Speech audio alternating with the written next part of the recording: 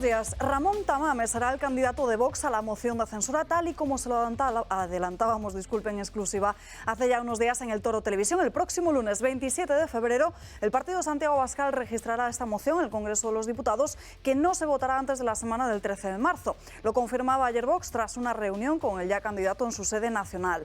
El partido no solo ha destacado su amplio currículum, sino que ha apelado también a la responsabilidad y unidad del resto de partidos para hacer frente a la acción del gobierno de Pedro Sánchez, que ha saltado al Tribunal Constitucional, que ha excarcelado por la ley del sí es sí a violadores y agresores sexuales y que mantiene en su hoja de ruta los deseos de partidos como Bildu o Esquerra.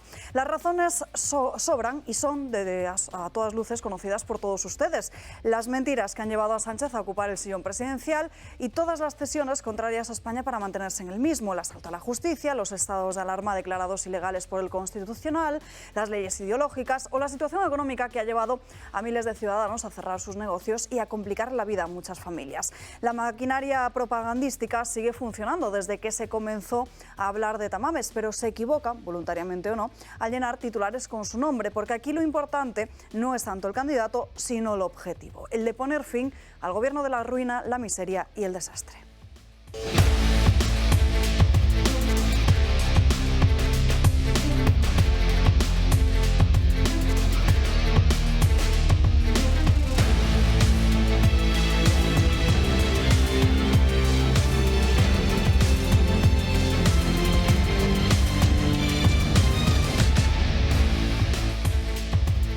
El jueves aquí en Dando Caña con muchos asuntos de los que hablar, así que quédense con nosotros a lo largo de las próximas 2 horas. Saludamos a los invitados que nos acompañan hoy. Patricia Sanz, muy buenos días. ¿Qué tal, Alba? Muy buenos días. Bueno, pues parece que Vox ha cumplido su palabra. Nos dijo a finales del pasado diciembre que presentaría esta moción, o por lo menos ese candidato, antes de que terminara el mes de febrero, y parece que así ha sido.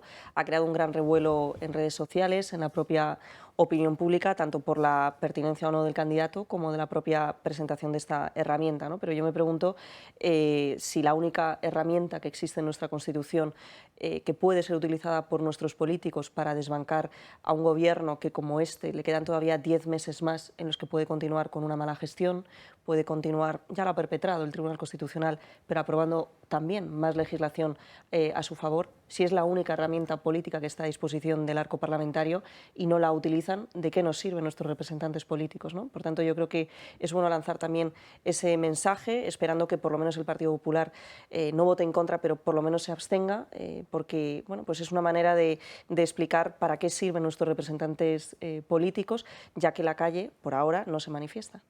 Isaac Parejo, muy buenos días, ¿qué tal? ¿Qué tal? Buenos días. Bueno, pues como dice Patricia, yo también me congratulo de que al final pues hayan cumplido Vox con su promesa de la moción de censura. El candidato, yo creo que es una eminencia dentro de lo que es el espectro político y lo que ha sido su trayectoria. Es verdad que ha pasado por diferentes partidos, por diferentes ideologías, pero al final es que todo el mundo termina en el mismo sitio. Es que al final, tanto los socialistas de vieja guardia, al final todos acaban en el mismo punto. Entonces, es una buena forma para que se retraten todos los partidos, para que el Partido Popular termine por fin de tomar una posición. Veremos si vota abstención o vota en contra. A mí me parece increíble que se esté debatiendo dentro del partido si votan abstención o votan en contra, cuando debería ser un claro sí. Yo creo que Ciudadanos va a votar a favor.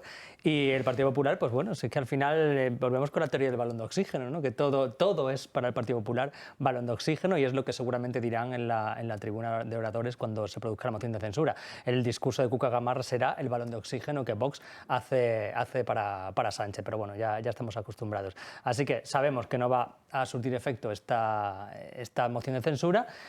Pero bueno, el Partido Popular, cada vez que registra una proposición de ley, cada vez que registra una reprobación, tampoco tiene los votos y lo hace igualmente. Entonces, no sé qué excusa va a dar ahora. Así que esperaremos a marzo. Mariano Calleja, que puede saber algo más de esas excusas del Partido Popular. Muy buenos días. Bueno, buenos días, Alba. Pues vamos a ver, yo creo que, porque va un poco la contraria aquí a todos, ¿no? Bien, pero bien. yo creo que es un brindis al sol absoluto, que no va a ninguna parte esta moción de censura, va a ser una pérdida de tiempo sin más. y sí va a dar oxígeno al gobierno de Sánchez. O sea, es que es una realidad, o sea, lo podemos repetir 1.000.000 de veces, muchos periodistas y muchos analistas y algunos partidos también, claro, por su cuenta, pero es que es una realidad, o sea, es un balón de oxígeno para Sánchez. Es el debate, la moción de censura es el debate parlamentario más largo que existe. Es el que echa más horas y el que puede alargarse más en el tiempo, ¿no?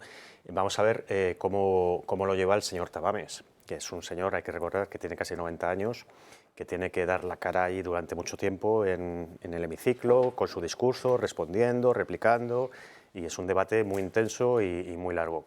Lo que va a hacer el Partido Popular ya lo ha anunciado, es decir, se va a abstener.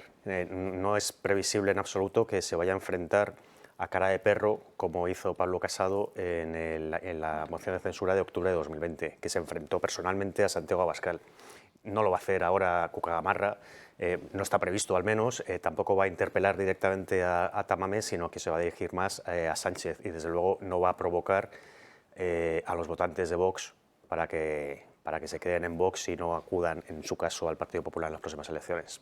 No sé si tienes información y si hablaron de esto Pablo Casado y Feijóo ayer en su comida. Pues seguro que sí. Seguro que, a ver, fue una comida cortita, tampoco... Sí. Un aperitivo más bien. Sí, porque Feijóo es que la habíamos visto un poquito antes en el Senado, había pleno ayer y se reunió con el presidente del Senado, por cierto, con Ander Gil. Estuvieron viendo ahí pues un poco los obstáculos que existen para los temas judiciales, los magistrados y todas estas historias. Y luego pues se fue al restaurante y, en fin, la comida duró más bien poquito. Según nos contó el propio Feijóo en los pasillos del Senado, pues hablaron un poco de la situación de España, del gobierno. Bueno, él dice que vio personalmente y profesionalmente muy bien a Pablo Casado, pero que no tiene ninguna gana el expresidente del Partido Popular de volver a los actos políticos de primera línea. Pero bueno, por supuesto, yo creo que hablaron de la actualidad política. Carmen Lobelle, muy buenos días. ¿Qué tal? Hola, buenos días. Sobre la moción de censura, mi opinión es absolutamente democrático, es un derecho constitucional y entonces verdaderamente es casi inexplicable que desde el primer momento en que un partido político, sea Vox o sea cualquier otro, dice que va a presentar una moción de censura, se le echen encima como una jauría medios de comunicación y también otros partidos políticos. Quiero recordar que en España con esta será la 6ª moción de censura, de las cuales 4 se perdieron y una se ganó, que fue la de Pedro Sánchez, la que está en el gobierno. Pero la moción de censura es debatir, es decir, que no se está de acuerdo con todo aquello que está ocurriendo, y el que hayan elegido a un candidato independiente como el señor Tamames, pues creo que tiene muchas lecturas. Desde luego, una lectura muy importante es que un representante, o que fue representante, o que perteneció durante mucho tiempo, incluso fue diputado por el Partido Comunista, pues haya aceptado encabezar una moción de censura de un partido que ellos quieren llamar ultra. Leer el diario El País de hoy es vergonzoso, porque todo el tiempo dice vos, el ultrapartido, el partido ultra, el partido ultra. Pues mire usted, pero no dice facha, señor por lo menos, Tamames, ¿no? Dicen ultra, no facha, que claro, bueno, ya es un avance. Claro, pero es que es absurdo que se haga eso. ¿Por qué tienes que calificar a un partido que está cumpliendo la Constitución? Sin embargo, a otros que no la cumplen o que buscan romper España, a esos no les llaman ultras, esos parecen ser magníficos o tener muy buena prensa en determinados medios de comunicación porque ayudan a mantenerse en el gobierno a Pedro Sánchez. Por tanto, es libre el presentar una moción de censura. Creo que en un momento en el que todos están manifestando, menos naturalmente los que apoyan al gobierno, que no podemos mantenernos en esta situación.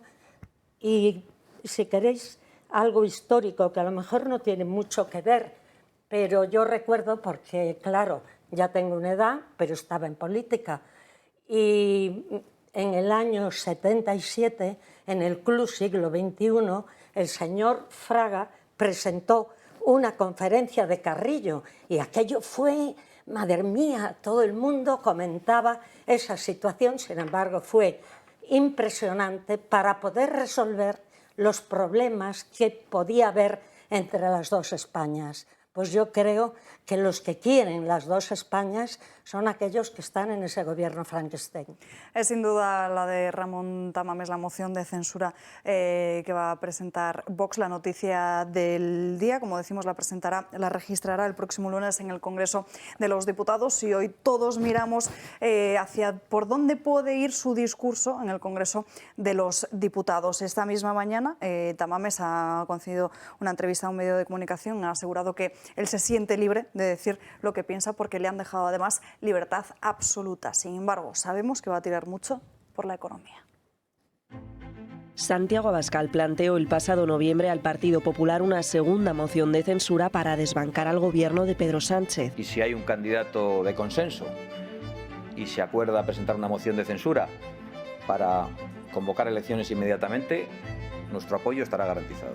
Y ante la negativa del PP de ser ellos los proponentes, Vox dio un paso adelante antes de irnos de Navidades. El grupo parlamentario de Vox iniciará hoy mismo conversaciones para proponer un candidato neutral. Cumpliendo con el plazo anunciado, se propuso como candidato neutral al histórico político Ramón Tamames, quien finalmente ha aceptado, y así la moción se presentará en la mesa del Congreso el próximo lunes. Según se ha filtrado a medios, el discurso del exdirigente del Partido Comunista no se centrará en aspectos como el modelo autonómico de España, políticas relacionadas con la mujer como la violencia de género o el aborto o el colectivo LGTBI, sino que será una moción centrada fundamentalmente en la política económica, la unidad de España, la defensa de la Constitución y en hacer un llamamiento a la concordia. En palabras del propio Tamames, según hizo público el martes Vox en un comunicado, el Cid campeador debió sentirse de forma parecida a esta cuando le pidió explicaciones al rey Alfonso VI en la jura de Santa Agade. Dejando a un lado el característico sentido del humor del profesor, en su moción Tamames apostará por la sensatez y por los planteamientos a futuro, buscando recabar el máximo apoyo para evitar otros 10 meses más del Ejecutivo de Pedro Sánchez.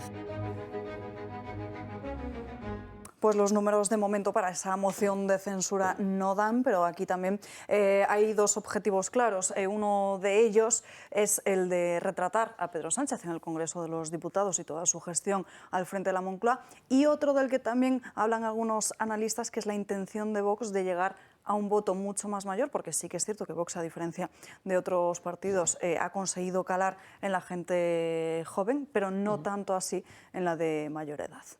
De hecho, Alba, a colación de lo que indicas, en la última encuesta publicada en el debate de Target Point, explicaba precisamente que hay mucho trasvase de voto de personas más mayores del Partido Popular a Vox. Por tanto, es verdad que puede ser, ¿no?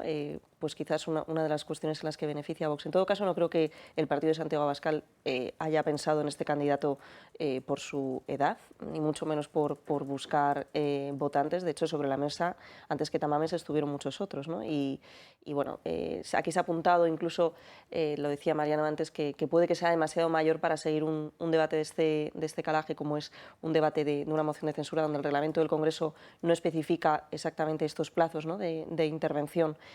Bueno, pues sinceramente, a lo mejor estamos muy acostumbrados hoy en día a que haya un relevo generacional y a tener cada vez políticos más jóvenes, pero yo creo sinceramente que la voz de la experiencia a veces tiene mucho que decir, y más un señor que como él ha evolucionado y ha sido capaz de decir, oye, yo he tenido siempre estos pensamientos ideológicos, pero por lo menos que los que luego tornó, ¿no?, porque digamos que se volvió más de centro, ¿no?, pero por lo menos económicamente ha sido capaz de evolucionar, y creo que era el propio Ramón quien indicaba que el capitalismo había sido el único que por lo menos había conseguido sobrevivir a todas las crisis. Creo que puede haber puntos en común, lo indicábamos en el vídeo: la unidad de España, la defensa de la Constitución, hacer un llamamiento a la concordia, pero sobre todo echar un gobierno del que, recordemos, que es que casi queda un ejercicio fiscal más en el que, y tenemos aquí expertos económicos en la mesa, puede hacer mucho daño. puede hacer muchísimo daño, porque no solo ya no está ayudando a la clase media, sino que esos españoles que han venido sufriendo más el año pasado, no les llegó en más de un 60% el ingreso mínimo vital. Es decir, que las personas que peor lo están pasando, por las que se supone que la izquierda lucha, que es un relato que se han hecho suyo, pero realmente hoy no es solo el Partido Socialista, ni mucho menos Podemos, bueno, pues es que no llegan a sus votantes. Entonces, es más necesario que nunca, y yo creo que es muy buen candidato el señor Ramón Tamames. Mariano. Bueno, a ver, no seré yo quien critique la experiencia en política, que me parece que es fundamental, y me parece que uno de los fallos que ha tenido la política en las últimas décadas incluso ha sido precisamente la falta de experiencia de muchos dirigentes políticos de diferentes partidos, ¿no? Pero claro, una cosa es que se tenga experiencia y otra cosa es que estemos hablando...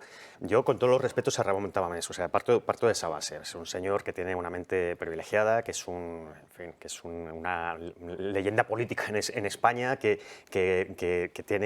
concita consenso a su alrededor porque lo merece, por respeto y por autoridad. Es decir, la crítica desde luego no va por el nombre ni por la persona de Ramón Tamames. Yo ni siquiera critico la edad. Yo lo que digo es que tiene casi 90 años y que una cosa es hablar de experiencia política, que la tiene desde luego, y otra cosa es hablar de una... Pero eso es criticar directamente la edad. No lo critico. Yo lo que digo es que el debate de una moción de censura, en fin, no es cualquier cosa, ¿eh? Pero tú le has visto las entrevistas que ha otorgado en otros medios de comunicación. Ha sido brutal cómo contesta, con qué sensatez, que más le gustaría incluso a muchos políticos la mente la tiene la mayor economía del mundo, hiperclara. Con 80 años y está demente, senil. La mente la tiene hiperclara. O sea, yo no estoy hablando de su mente, que la tiene hiperclara desde luego, y estoy deseando escuchar su discurso. Y porque desde luego pues es con la máxima atención, porque va a ser interesante sin ninguna duda. Yo lo que digo es que el debate es como es. Entonces vamos a ver si meter a este hombre en este tinglado, a ver cómo sale. En todo caso, es un debate además que como decías, no están tasados los tiempos. Es decir, el presidente del gobierno y los ministros pueden intervenir siempre que quieran. Siempre. Y sin límite de tiempo. Y sin límite de tiempo. Es decir, se puede eternizar. Tampoco creo que les interese mucho. Yo creo que va a ser peor que el cara a cara con Senado de Feijóo, ¿eh? Algo rápido. De todas formas, estamos hablando de un candidato independiente que tiene la autoridad suficiente para retratar a esta nueva izquierda, lo que sea. Yo creo que es un error el centrarse solo en la economía, que es lo que han dicho que van a hacer. Economía, claro, unidad de España, es que me va a recordar mucho a la manifestación, esta bluff que hubo el 21 de enero, que me pareció un fracaso absoluto en cuanto a ideología, porque es que no se dijo nada, absolutamente nada, y fuimos allí para escuchar 15 minutos, que ese discurso lo podía haber hecho Cuca Gamarra, perfectamente. Entonces, yo creo que hay bastantes, ¿verdad? A ver, hay bastantes cosas que se pueden decir en esta moción de censura. De hecho, es lo que más está destruyendo este país, más que la economía. Este gobierno está destruyendo el país económica, social y moralmente.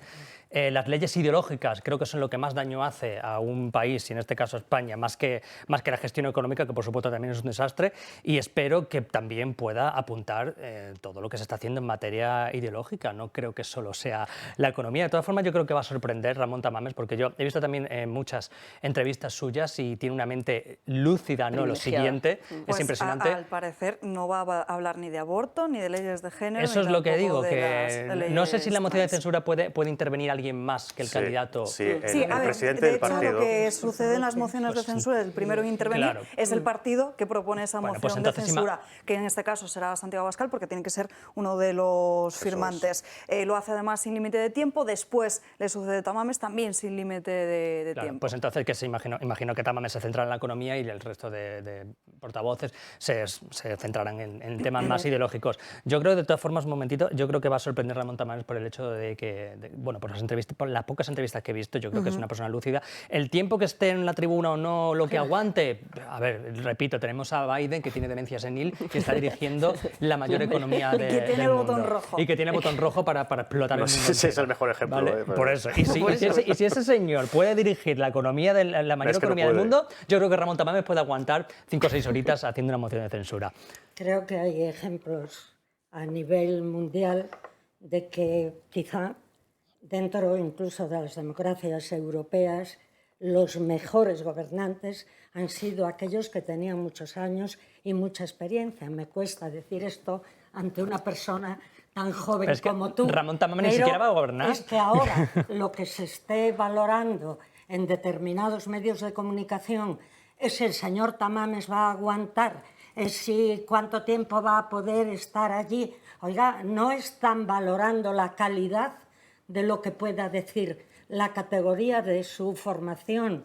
Hay que recordar que no hay libro de economía más vendido que el suyo, que va ya por, no sé, una edición, no sé cuánto es, la edición número 30 o número 20 y tantos. Pero lo cierto es que hay gente muy joven, con mucha fuerza, y que ha subido a la tribuna del Parlamento a decir tonterías y a decir incluso cuestiones que no, y hablar de una forma que no debería de escucharse en un Parlamento. Luego, una persona que tiene una experiencia acreditada, un currículum serio e importante y valorado por todos, y que además, quizá lo que molesta a muchos es que Vox, a la que quieren arrinconar, y vuelvo a decir que no soy de Vox, pero es que me parece que en una democracia, en el arco democrático parlamentario, tienen cabida todos los partidos que son constitucionalistas, y Vox ha demostrado estar dentro de la Constitución. Por tanto, que un partido que está en un extremo del arco parlamentario vaya a presentar un candidato que representa otro sentir político, otra ideología, yo quiero decir que ojalá se viera la parte positiva y ojalá se viera que dos Españas diferentes están hablando ahí al unísono, y ojalá que aquellos que se han pasado la legislatura criticando el gobierno de Sánchez porque se lo haya merecido y criticando sus leyes, no vayan a hacer el ridículo en el Congreso, como en ocasión anterior, y siento citarlo, lo hizo Pablo Casado, que en lugar de decir lo que quisiera sobre la persona contra la cual se dirigía la moción de censura, todo el tiempo se dirigió contra Santiago Abascal. Por tanto, yo espero que los partidos de determinado arco parlamentario no caigan en ese error. Ayer ya Ciudadanos se precipitó muy rápido a decir vamos a votar en contra. Pero ¿qué sabes tú? Espera a lo que se debata. Pero ya de antemano tener fijadas posiciones, eso nos lleva... ¿Y qué razón ha dado Ciudadanos? Porque supuestamente ellos... Que era tan inútil como sus políticas. Pero si ellos habían apoyado la moción de censura. Pero dos apuntes. Vamos a ver, la moción de censura que está prevista en la Constitución española es una moción de censura constructiva, como sabéis. Entonces no se vota en contra de Pedro Sánchez, sino a favor o no del candidato que se presenta. Entonces eso hay que tenerlo en cuenta también a la hora de valorar la posición de los partidos y de cómo transcurre esa moción. Luego está el asunto de las fechas. Es Meritxell Batet la que va a decidir al final las fechas del debate de la moción. Se habla de mediados de marzo, como decía Salva, pero supongamos que lo retrasan hasta finales de marzo o principios de abril. Hay una fecha clave en abril que es el día 3, es el último día para poder convocar elecciones generales que coincidan con las elecciones municipales y autonómicas de mayo. Es el superdomingo, que se descarta por todo el mundo no. Yo he estado estos días en el Congreso y en el Senado y hay diputados y senadores que dicen, ojo, que Sánchez es capaz de convocar un superdomingo electoral en mayo. Cuando se debate la moción de censura, durante la tramitación no se pueden convocar elecciones. Entonces es algo que también se puede tener en cuenta ahí. Y que hay una fecha límite, que esta moción se tiene que presentar antes de que se acaben las sesiones y los plenos en el Congreso. Es decir, tiene que ser antes de verano sí o sí. Sí, eso sí. Y una cosa, efectivamente, es una moción constructiva con un candidato, pero como bien sabes, en este mecanismo constitucional se deja durante, creo que son los 2-3 primeros días, proponer mociones alternativas, es decir, candidatos alternativos. ¿Y por qué el Partido Popular no propone a alguien si Tamames no le resulta representativo? Eso habría que preguntárselo. Bueno, pero a ver, la explicación que dan en los vecinos de enfrente de Vox, los del Partido Popular, es que la moción de censura no va a ningún lado porque se va a perder. Entonces, vamos a ver, tenemos aquí tenemos un año electoral, tenemos unas elecciones de ámbito nacional en mayo, que son las municipales, luego las autonómicas en 12 comunidades, pero que esas elecciones municipales es donde los españoles van a poder decir, pues convertirlo en un plebiscito en contra de Sánchez o a favor de Sánchez. Luego están las elecciones generales en unos meses. La realidad es que hay muchas competencias que dependen del Estado, de la Nación.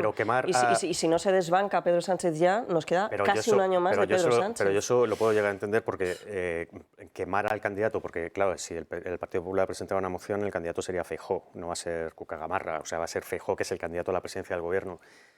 Quemar al candidato unos meses antes de unas elecciones generales con una derrota frente a Sánchez en el Congreso, pues no sé si es... lo mejor para Tendría que para un ser partido. Feijóo, pero en noviembre, es decir, un mes antes de que finalmente Abascal tomara la iniciativa, lo que le propuso al Partido Popular no fue, vamos, fue presentarse él, pero no dijo exactamente Feijóo, dijo que proponga un candidato de consenso. Por tanto, no tendría pero es que, claro, por qué el PP presentarse Alberto Núñez Feijóo. El PP es que no quiere moción, no quiere moción y no la quiso en octubre de 2020 Claro, es que ese es el problema. no la quiere ahora porque se pierde. Es decir, una moción de censura que se va a perder, pues en fin, se hacen sus cálculos. porque Nos si el- tenemos que ir a una breve pausa de publicidad, 2 minutos, y ahora seguimos hablando de política. Carlos, lo primero que tengo que decirte es absuelto. Es una sensación de satisfacción, pero en ningún caso se puede estar contento. No puedo estar contento porque, claro, desde que se me denunció injustamente hace 1 año y medio, pues he sufrido un calvario. ¿Quién va a reparar ese daño? ¿A mi madre y a mi hermana? Yo me pregunto, ¿qué pasa? ¿Que son mujeres de segunda? ¿Son mujeres de tercera? Porque ellas, sobre todo ellas, o sea, mi madre y mi hermana, lo han pasado francamente mal. Ya ¿Cómo estamos se de vuelta en Dando califica? Caña. ¿Por En qué? estos momentos nos vamos en directo con Alberto Núñez Feijóo, al que los periodistas le han preguntado por esta moción de censura. Le escuchamos. Ni la oportunidad ni lo más inteligente para conseguir que el gobierno cambie. Y por tanto, no entendemos que debamos de apoyar una moción de censura que nos parece que se hace con poco respeto a la figura de una moción de censura, que es poner a un nuevo presidente de gobierno, y que nos parece que España hay que tomárselo un poco más serio, y la política un poco más serio que simplemente un par de tardes en el Congreso de los Diputados con alguien que sabe perfectamente que no va a ser presidente de gobierno y con un partido que se le ha ocurrido pues incrementar el show parlamentario, que en este momento sería bueno volver otra vez a la política seria y a las instituciones que se utilizan para cumplir sus funciones y que no se utilizan simplemente para dar un poco más de alegría al debate parlamentario menor, que en mi opinión es lo que va a ocurrir. Y no será por culpa del ponente, que me parece que es un ponente, insisto, respetable, pero sí por el momento, por el lugar y por las posibilidades que tiene ninguna de prosperar esa moción. Aprovechando su visita aquí en Daimiel, entendemos que es para confirmar la candidatura de Leopoldo. Bueno, acaban de escuchar a Alberto Núñez Feijóo respondiendo sobre la moción de censura. Dice que respetan el nivel académico y que no tienen ninguna crítica a Ramón Tamames por su decisión, pero que no comparten esa moción de censura. Dicen que no es lo más oportuno en este momento porque sería una victoria para un gobierno dividido y que encima están a las puertas de una campaña electoral. No consideran, por tanto, que sea adecuado. Decir que tampoco comparto, perdóname, lo que ha dicho Núñez Feijóo, porque no tiene por qué calificarlo de show. Eso es eliminar un derecho democrático que él sabe que existe. Y no me gustaría decir que probablemente duele que él está en el Senado en estos momentos y no está en el Congreso de los Diputados. Pero si hace un tiempo dijo que se iba a abstener si se presentaba esa moción de censura, creo que todos debemos de cumplir la palabra y quizá los políticos mucho más, aunque debamos de hacerlo todos. Yo no estoy de acuerdo de cómo se ha expresado hoy, las cosas como son, y se lo diría a él personalmente. Bueno, yo creo que debería irse todo el mundo a su casa. Toda la oposición en bloque debería irse a su casa porque, claro, si no van a salir los números. No, es que es inútil porque no va a salir. Entonces, ¿qué haces? Si ya hay un gobierno de coalición que tiene mayoría absoluta, pueden hacer lo que le dé la gana. Es decir, la oposición no pinta nada. Entonces, ¿para qué presentas leyes? ¿Para qué presentas reprobaciones? ¿Para qué presentas todo lo que hace la oposición? Entonces, el trabajo de la oposición no vale para nada. Entonces, desde luego no es que no lo entiendo. Perdón, sí, termina, Isaac. Sí, bueno, que repito, a mí me encantaría que alguien del Partido Popular me explicara qué es eso del balón de oxígeno. Es que no lo entiendo, en serio. Todo lo que hace, todo lo que no sea que lo que haga el PP, todo es balón de oxígeno. Cuando lo hace el PP, entonces está muy bien. O sea, presentar leyes y reprobaciones sin tener los votos está muy bien. Eso es, cuando lo hace Vox, balón de oxígeno. Todo. Es que no lo entiendo, te lo juro. No he entendido, no he escuchado todavía a nadie del Partido Popular que me diga, pues mira, sí, esto que está haciendo Vox es un balón de oxígeno porque pasa esto. ¿Alguien me lo explica? ¿Qué es lo que pasa tras la moción de censura? ¿Cómo ayuda la moción de censura a Pedro Sánchez? A ver, yo creo que lo que entienden en el Partido Popular es que al final, al no tener el Gobierno un límite de tiempo en la Cámara y que pueden responder todas las veces que quieran, pues van ahí con un discurso preparado y como todas las miradas de los ciudadanos se centrarán esos días en el Congreso, el Gobierno intentará colocar un mensaje. Yo creo que es lo que entiende el Partido Popular por ese balón de oxígeno. Pero bueno, va a ser muy interesante saber cómo se mueven las encuestas en los próximos días. La última que tenemos es precisamente la que publicaba ayer el diario 20 Minutos, que hablaba de esa victoria del Partido Popular con una horquilla de entre 132 y 136 escaños. Por atrás el Partido Socialista con 103, 107. Para Vox se mantendrían esos 48 diputados. Cae Unidas Podemos, más País Algún con 2-3 y en riesgo Ciudadanos. Será interesante saber, uno, cómo se mueve el tablero una vez pues con ese estudio de cuando Vox ya ha presentado la moción de censura y después, sobre todo, de que esa moción de censura ya se haya producido. Eso es. Bueno, yo viendo esta encuesta que viene en la línea de todas las que se están publicando, excepto la que todos sabemos, la de Tezanos, la de CIS de Tezanos, pues lo que viene a confirmar es que hay una mayoría absoluta consolidada ya de Partido Popular y Vox. Es decir, eso parece que está consolidado y que va a haber cambio político en España, a no ser que se produzca una hecatombe en los próximos meses, pues parece bastante confirmado también, ¿no? Si se mantienen estas tendencias. Y lo que puede influir en una moción de censura, pues vamos a ver cómo se maneja Pedro Sánchez. Pedro Sánchez ahora mismo está en uno de los momentos más débiles de la legislatura. Le está pasando muchísima factura, no solamente pues lo que es lo que la gente ve y sufre cuando acude a un supermercado por el alza de los precios, sino también por cuestiones sociales, que eso siempre ha sido el punto fuerte, en teoría, de la izquierda, y ahora con la ley del solo sí es sí, pues está viendo pues, que tiene un agujero ahí de votos alucinante. Hombre. Vamos a ver si ahora, que está en su momento más débil, esta moción de censura, donde va a poder hablar lo que le dé la gana y de lo que quiera, pues le puede servir para reflotar. Vamos a ver, porque esa posibilidad existe. Entonces va a ser muy interesante, como decías, ver qué resultado demoscópico tiene la moción. Que de hecho la ley del sí es sí, a raíz de que todos los violadores hayan ido saliendo de prisión, hemos visto cómo en las encuestas el partido de Santiago Abascal ha vuelto a empezar a subir. Sí, pero el argumento de que en la moción de censura Pedro Sánchez va a poder dar un montón de tiempo, va a estar 2 horas, 3 horas, 4 horas colocando su mensaje. Os recuerdo que tenemos una cadena llamada Televisión Española que está al servicio de Pedro Sánchez y del Gobierno, la cual funciona 24 horas al día colocando el mensaje del Gobierno. Y la cual pagamos todo. Entonces, a mí eso de que la moción de censura va a ser un instrumento para que el Gobierno haga propaganda y coloque su mensaje, pues me parece una excusa, pero es que tenemos todos los satélites mediáticos al servicio de este Gobierno. Es que es absurdo. De todas formas, la encuesta esta que acabo de ver, en la que, bueno, María nos ha dado muy por sentada esa mayoría consolidada, yo no la veo tan consolidada, porque las encuestas yo no me suelo creer las encuestas, pero yo creo que la gente pasa por alto un detalle muy importante, que es que el Partido Socialista es una máquina perfecta. Es una máquina perfecta de destrucción y una máquina perfecta, una máquina electoral, evidentemente. Cuando el Partido Socialista le pintan mal unas elecciones y las quiere ganar, pánico, O sea, pánico, pasar miedo, porque no es tan fácil. Otra cosa es cuando quieren irse ya del Gobierno, como cuando pasó con Zapatero. Hombre, es que ahora en vez de los martes locos de Telepizza tenemos los martes locos del Consejo de Ministros. Claro. Que no paran de repartir dinero a todo el mundo. Claro, pues por eso digo que cuando Zapatero, él se quería ir, entonces querían perder esas elecciones. Esta vez las quieren ganar. El PSOE, cuando le pintan mal unas elecciones y quieren ganar, tened miedo porque no va a ser tan fácil como llegar ahí. Luego hablando de ello, perdonadme que os interrumpa, pero es que tenemos un nuevo escándalo con los trenes, porque a los de Asturias y del Norte se suman ahora los de Chimo Puig, que no pueden circular por el peso. Así lo ha denunciado en las Cortes Valencianas el diputado del Partido Popular, Miguel Barrachina, con el que tenemos conexión en directo. Muy buenos días. Un placer, encantado. Pues sí, así es. ¿Cuánto se han gastado en este nuevo pufo?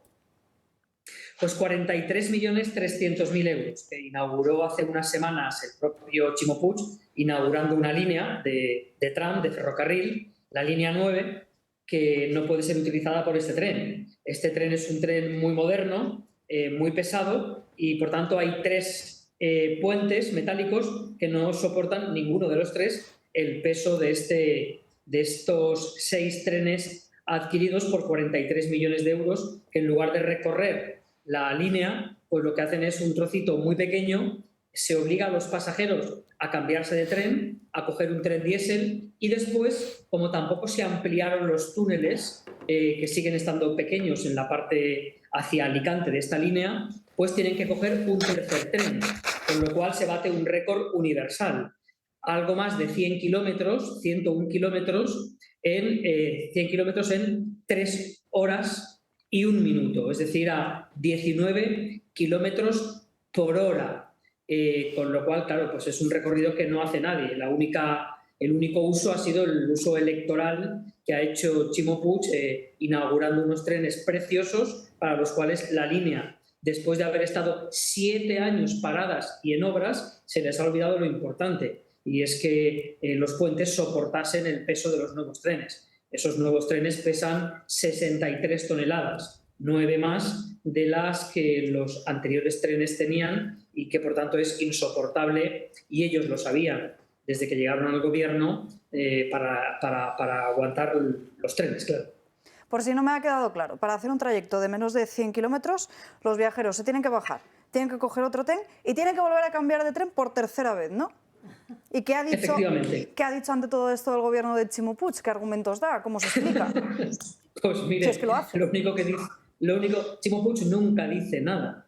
Vamos, ni sobre su imputado hermano, ni sobre los casos que apuntan a que se le financió ilegalmente la campaña electoral ya en las primarias, y ahora lo que dice es que esto es mentira. Pero los usuarios tienen que bajarse del tren, tienen que coger otro tren, bajarse de ese tren y coger un tercer tren.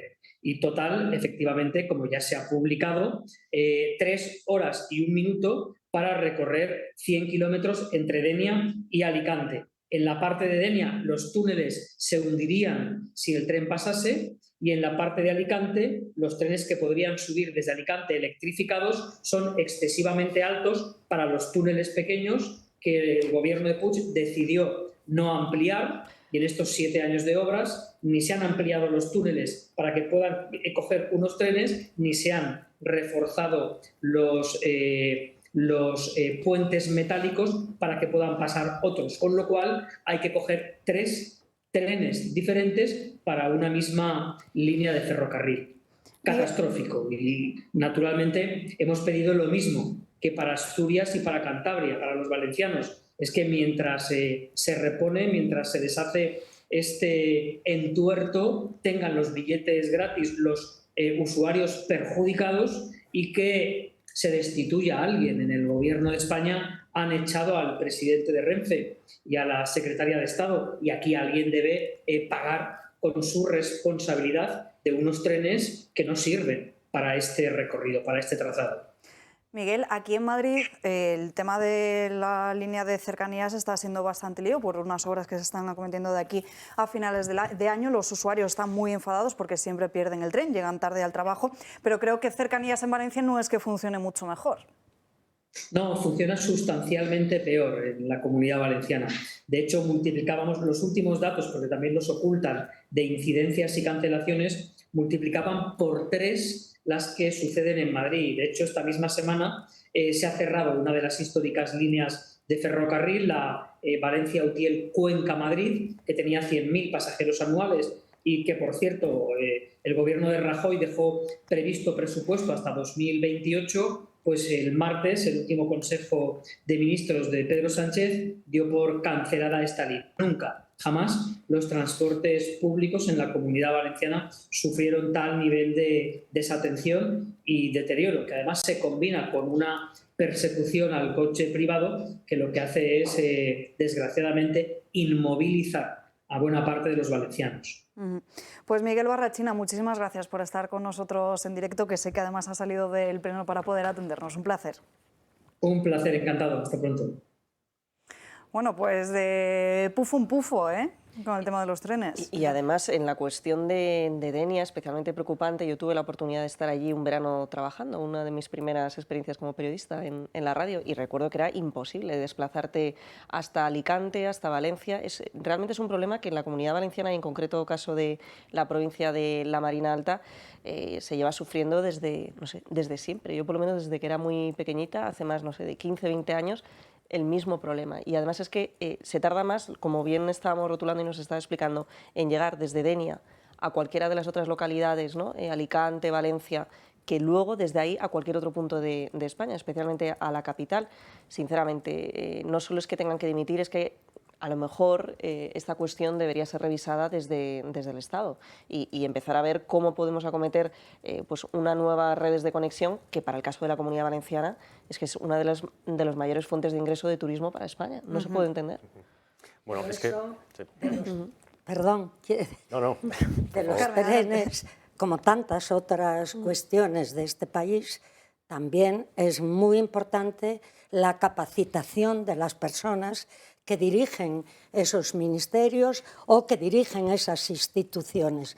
Porque claro, en este caso de los trenes, pues ya se ha demostrado que a quienes se coloca en los puestos de mando de algo tan técnico como es la atención a Renfe o a DIF o lo que es los transportes en nuestro país, por ser amigos de o por ser el partido político. Fíjese o fijémonos cuántas cuestiones hay para hablar en una moción de censura, porque es cierto que vivimos en un gobierno que utiliza la publicidad y la propaganda en la medida que quiere. Y son tantos los asuntos que ha provocado, tantos los cambios con leyes ideológicas, modificando el Código Penal para beneficiar a aquellos que ya habían infringido la ley, que se han hecho tantas cuestiones día a día que si pensamos, por ejemplo, desde el confinamiento hasta aquí,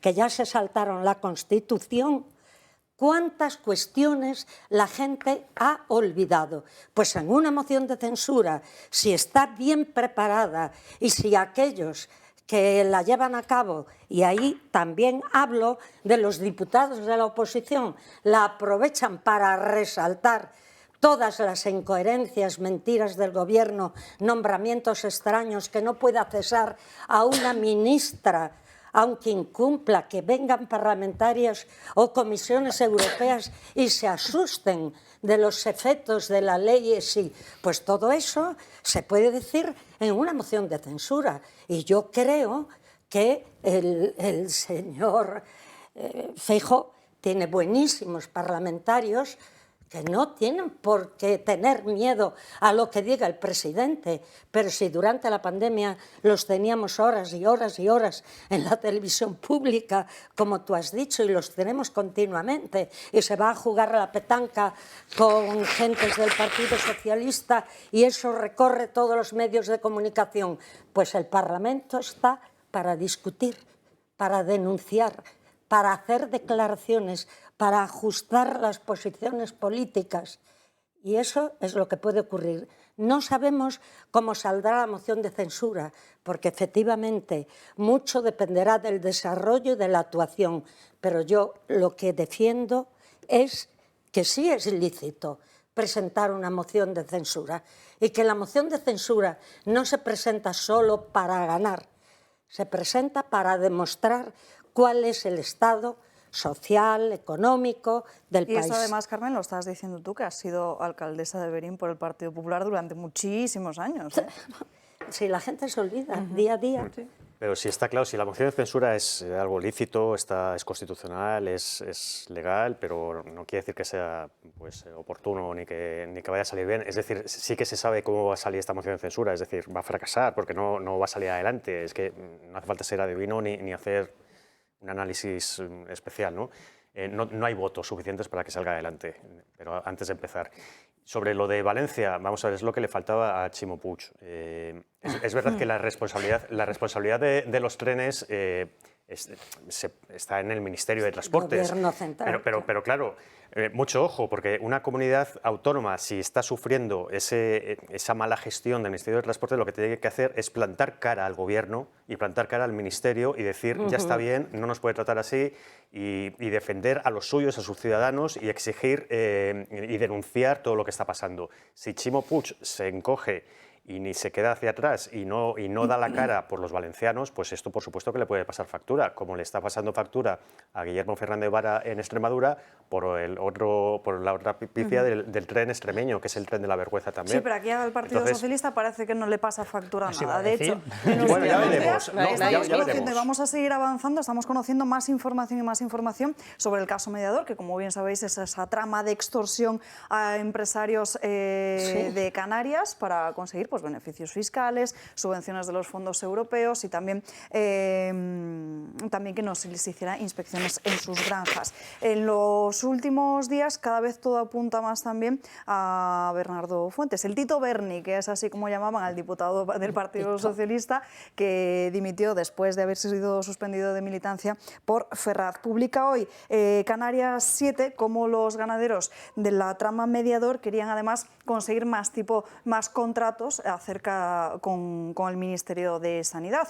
Y ojo, porque cuando Carolina Darias forma parte del gobierno, deja el puesto, que le sucede otra mujer, y ahí es en la Consejería de Ganadería, si no me equivoco que se titula así, de Canarias, es cuando llega los Fuentes a ocupar ese sillón y pasa de Juan Bernardo a su sobrino Teixet Fuentes, que es el otro principal investigado de la trama. ¿Me vais a permitir un minuto y ahora os dejo opinar sobre este asunto que denuncie? Y lo siento, Mariano, que te ha tocado por estar hoy aquí, pero es que ni los periodistas de tu medio que están cubriendo esta información, ni de Canarias 7, ni del diario Las Provincias, ni tantísimos otros periódicos que tienen precisamente toda la información que contiene el móvil de Tacoronte, que es precisamente el mediador de la trama y donde ha quedado registradas todas esas transacciones económicas que afectan ya no solo a Teixit Fuentes y al diputado del Partido Socialista, sino también a muchos empresarios, a un general de la Guardia Civil retirado. Ninguno de ellos, de momento, ha querido atendernos para explicarnos y contarnos qué es lo que se está publicando en estos días.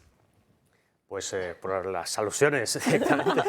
Vamos a ver, yo creo que ABC precisamente está dando una información de primera, en este caso con muchísimos datos y con exclusivas todos los días por parte del equipo de investigación que tenemos en la sección de España. Es decir, tenemos información de primera ahí y lo estamos denunciando todos los días con portadas y con informaciones amplias. Yo lo que estoy viendo aquí es que estamos ante un escandalazo y lo que se ha conocido hasta ahora tiene pinta de ser solamente la punta del iceberg de lo que había detrás. Sí, que de aquí podemos ir tirando y va a salir todo. Por supuesto. Entonces, a mí, este diputado ya ha dimitido, o sea, renunció a su escaño la semana pasada, perdió el aforamiento, bueno, pues está al descubierto ahora totalmente y a mí lo que me llamó la atención, por ejemplo, es que hubo un debate parlamentario el martes pasado en el Senado, en la sesión de control, tenía Feijóo a Sánchez delante.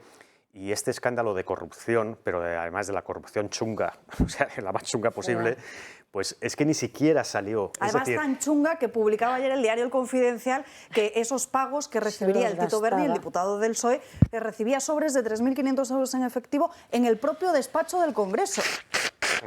Sí, pero vamos, es decir, es que no hay por dónde cogerlo, no hay por dónde pillarlo y la responsabilidad yo creo que va más allá de lo que es el diputado en sí mismo. Hombre, afecta directamente también al propio gobierno de Canarias. Por supuesto, y afecta a lo que es el grupo parlamentario y afecta al Partido Socialista. Es decir, ha tenido un señor sentado ahí que ha estado haciendo lo que ha estado haciendo durante mucho tiempo.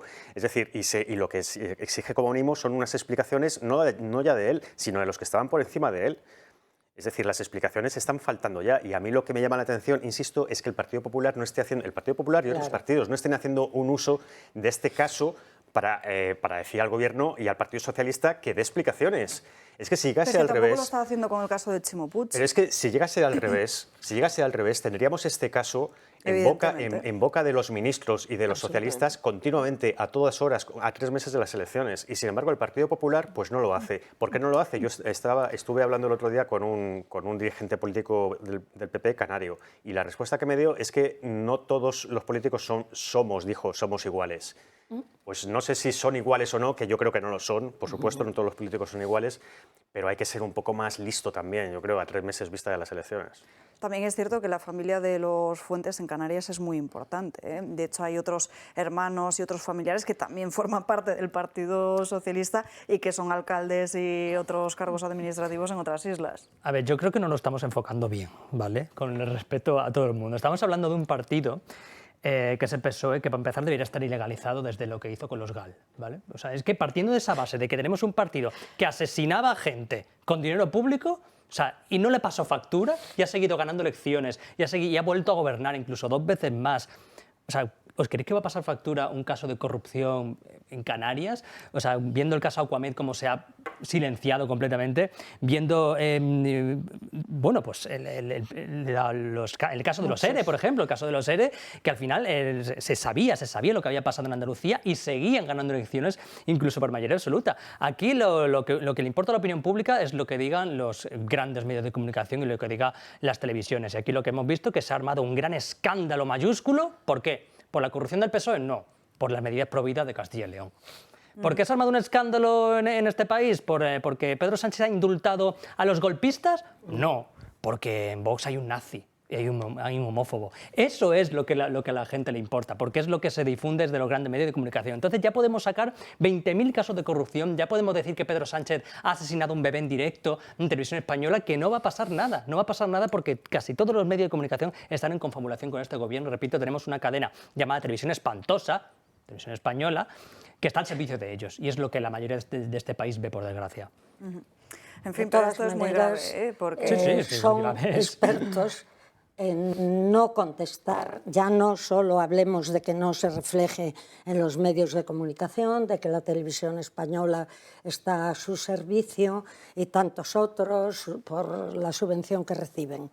Pero es que el Congreso sí que se puede utilizar para todas estas cuestiones. Y cuando el otro día, pues que hizo un buen discurso Núñez Feijóo, pero dijo, pues deje usted ya pues, a las buenas gentes. Entonces eso sirvió también para otro escándalo, para que utilizaran, es buena gente no sé quién, es buena gente no sé qué corrupto del PP, es buena gente. Tal vez, a lo mejor debió decir personas corrientes, pero eso no era importante. Lo importante es que de inmediato el presidente del gobierno, cuando Cuca Gamarra le hablaba de la ley del solo sí es sí, él le contestó, oiga, es buena persona fulano de tal, corrupto del PP. Claro, y si ellos se callan a eso, una vez tendrán que plantarse y decir, conteste a lo que le pregunto.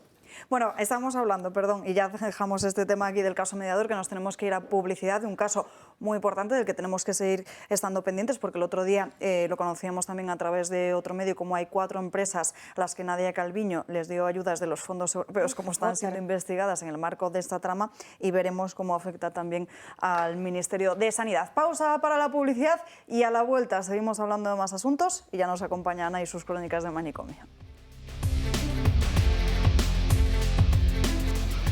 Nos acercamos a la 1 en punto de la tarde, todavía tenemos que contarles la corrupción de Cantabria, también hablaremos de la visita de esa delegación de eurodiputados que venían a controlar los fondos europeos, que al final no ha sido tanto como parecía que iba a ser ese tirón de orejas ni ese jarro de agua fría al gobierno de Pedro Sánchez, de la ley del sí es sí, también de la cuestión trans, porque de hecho ya tenemos a la primera trans arrepentida en España que está reclamando al Ministerio de Sanidad. Se lo contamos todo después de las crónicas de manicomio de Ana Agullo. Ana, buenas tardes. Muy buenas tardes, Salva. Arco trae novedades para este año. Han eliminado de su espacio, dentro de su espacio, uno que era dirigido solo para las mujeres porque lo han considerado binario. Lo ha llamado el inicio del apocalismo feminista, porque Arco ha explicado, de la mano de su directora Maribel López, que la nueva edición no incluirá un espacio específico dedicado a mujeres artistas como en los últimos años. Para justificarlo, López ha asegurado que las galerías han tomado nota del mensaje y han introducido más mujeres en su oferta, de modo que la función estaría cumplida. Por otro motivo era que me parecía muy binario, es decir, hacemos mujeres contra hombres, ¿no? Cuando ya vemos que hay personas que se entienden de otro modo, ¿no? Y eso de alguna manera estaba excluyendo no solo a los hombres, sino a aquellas que no se entendían, ni hombres ni mujeres, a que se podían, que ya no podían, no tenían ningún lugar. Y entonces me pareció que era demasiado reductor. Es decir, que aparte de hombres y mujeres, se estaría dejando fuera, como muy bien ha dicho, a personas trans, sin género o no binarias. ¿Pero de verdad estamos siendo más inclusivos como sociedad? Parece que no, la medida ha recibido muchas críticas. Por ejemplo, Semiramis González, comisaria de exposiciones y gestora cultural especialista en género, considera que esta supresión no es buena. Según la comisaria, en Arco cada año tiene una presencia de mujeres del 20-25%, cuando las graduadas en Bellas Artes son del 70%. Y asegura que si no se participa activamente solamente en la igualdad de género, no cambiaremos estos datos. Lo que parece es que ha habido un fallo en el sistema inclusivo de esta llamada ideología de género, porque vemos todo el rato totalmente noticias que se contradicen. No es la única. Por ejemplo, ayer también se produjo otra manifestación por parte de algunos representantes de la Asociación de Mujeres Artistas porque reivindicaban el despilfarro que había hecho, bueno, no el despilfarro, sino más bien la inversión que había hecho el Gobierno, en concreto el Ministerio de Cultura, para la adquisición de obras de arte, porque solo habían destinado la mayoría de esos fondos en adquirir obras de arte de hombres y no de mujeres. Entonces ayer se manifestaron también por esto. De la cifra récord de inversión de los 6,6 millones de euros, no repercutió a las mujeres ni tan solo solamente el 7%, es decir, 4,5 millones se compraron obras de 76 hombres y unos 300.000 euros solo fueron destinados a adquirir obras de 13 mujeres. Es totalmente, yo cada día veo una cosa distinta en Manicomio y ya no sé muy bien por dónde vamos. Todos locos. A mí me encanta. Yo estoy, de verdad, estoy disfrutando con las palomitas viendo la destrucción del feminismo. Es que es increíble, o sea, gracias Irene Montero, ¿dónde está la cámara? Gracias Irene Montero, o sea, todos los hombres, bueno, yo no porque soy maricón, pero el resto de hombres de España heterosexuales te dan las gracias porque has acabado con el feminismo, o sea, por fin ha traído la igualdad a España. Yo por eso digo a todo el mundo que se haga mujer en el registro civil, porque si hay 47 millones de mujeres en España, todos seremos iguales, sí. Por fin. Es increíble. Y bueno, respecto a esta chorrada del no binarismo y no binarismo, yo quiero sacar, no sé si la traes tú a las crónicas de Manicomio, pero yo tengo aquí una crónica de Manicomio muy chula, ¿vale? Que es lo de Lía Thomas y el vestuario de mujeres.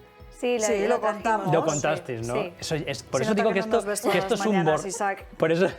Ana nos cuenta todo. Oye, yo le he contado a Ana muchas crónicas que también eso es cierto que me da alguna. Te doy idea.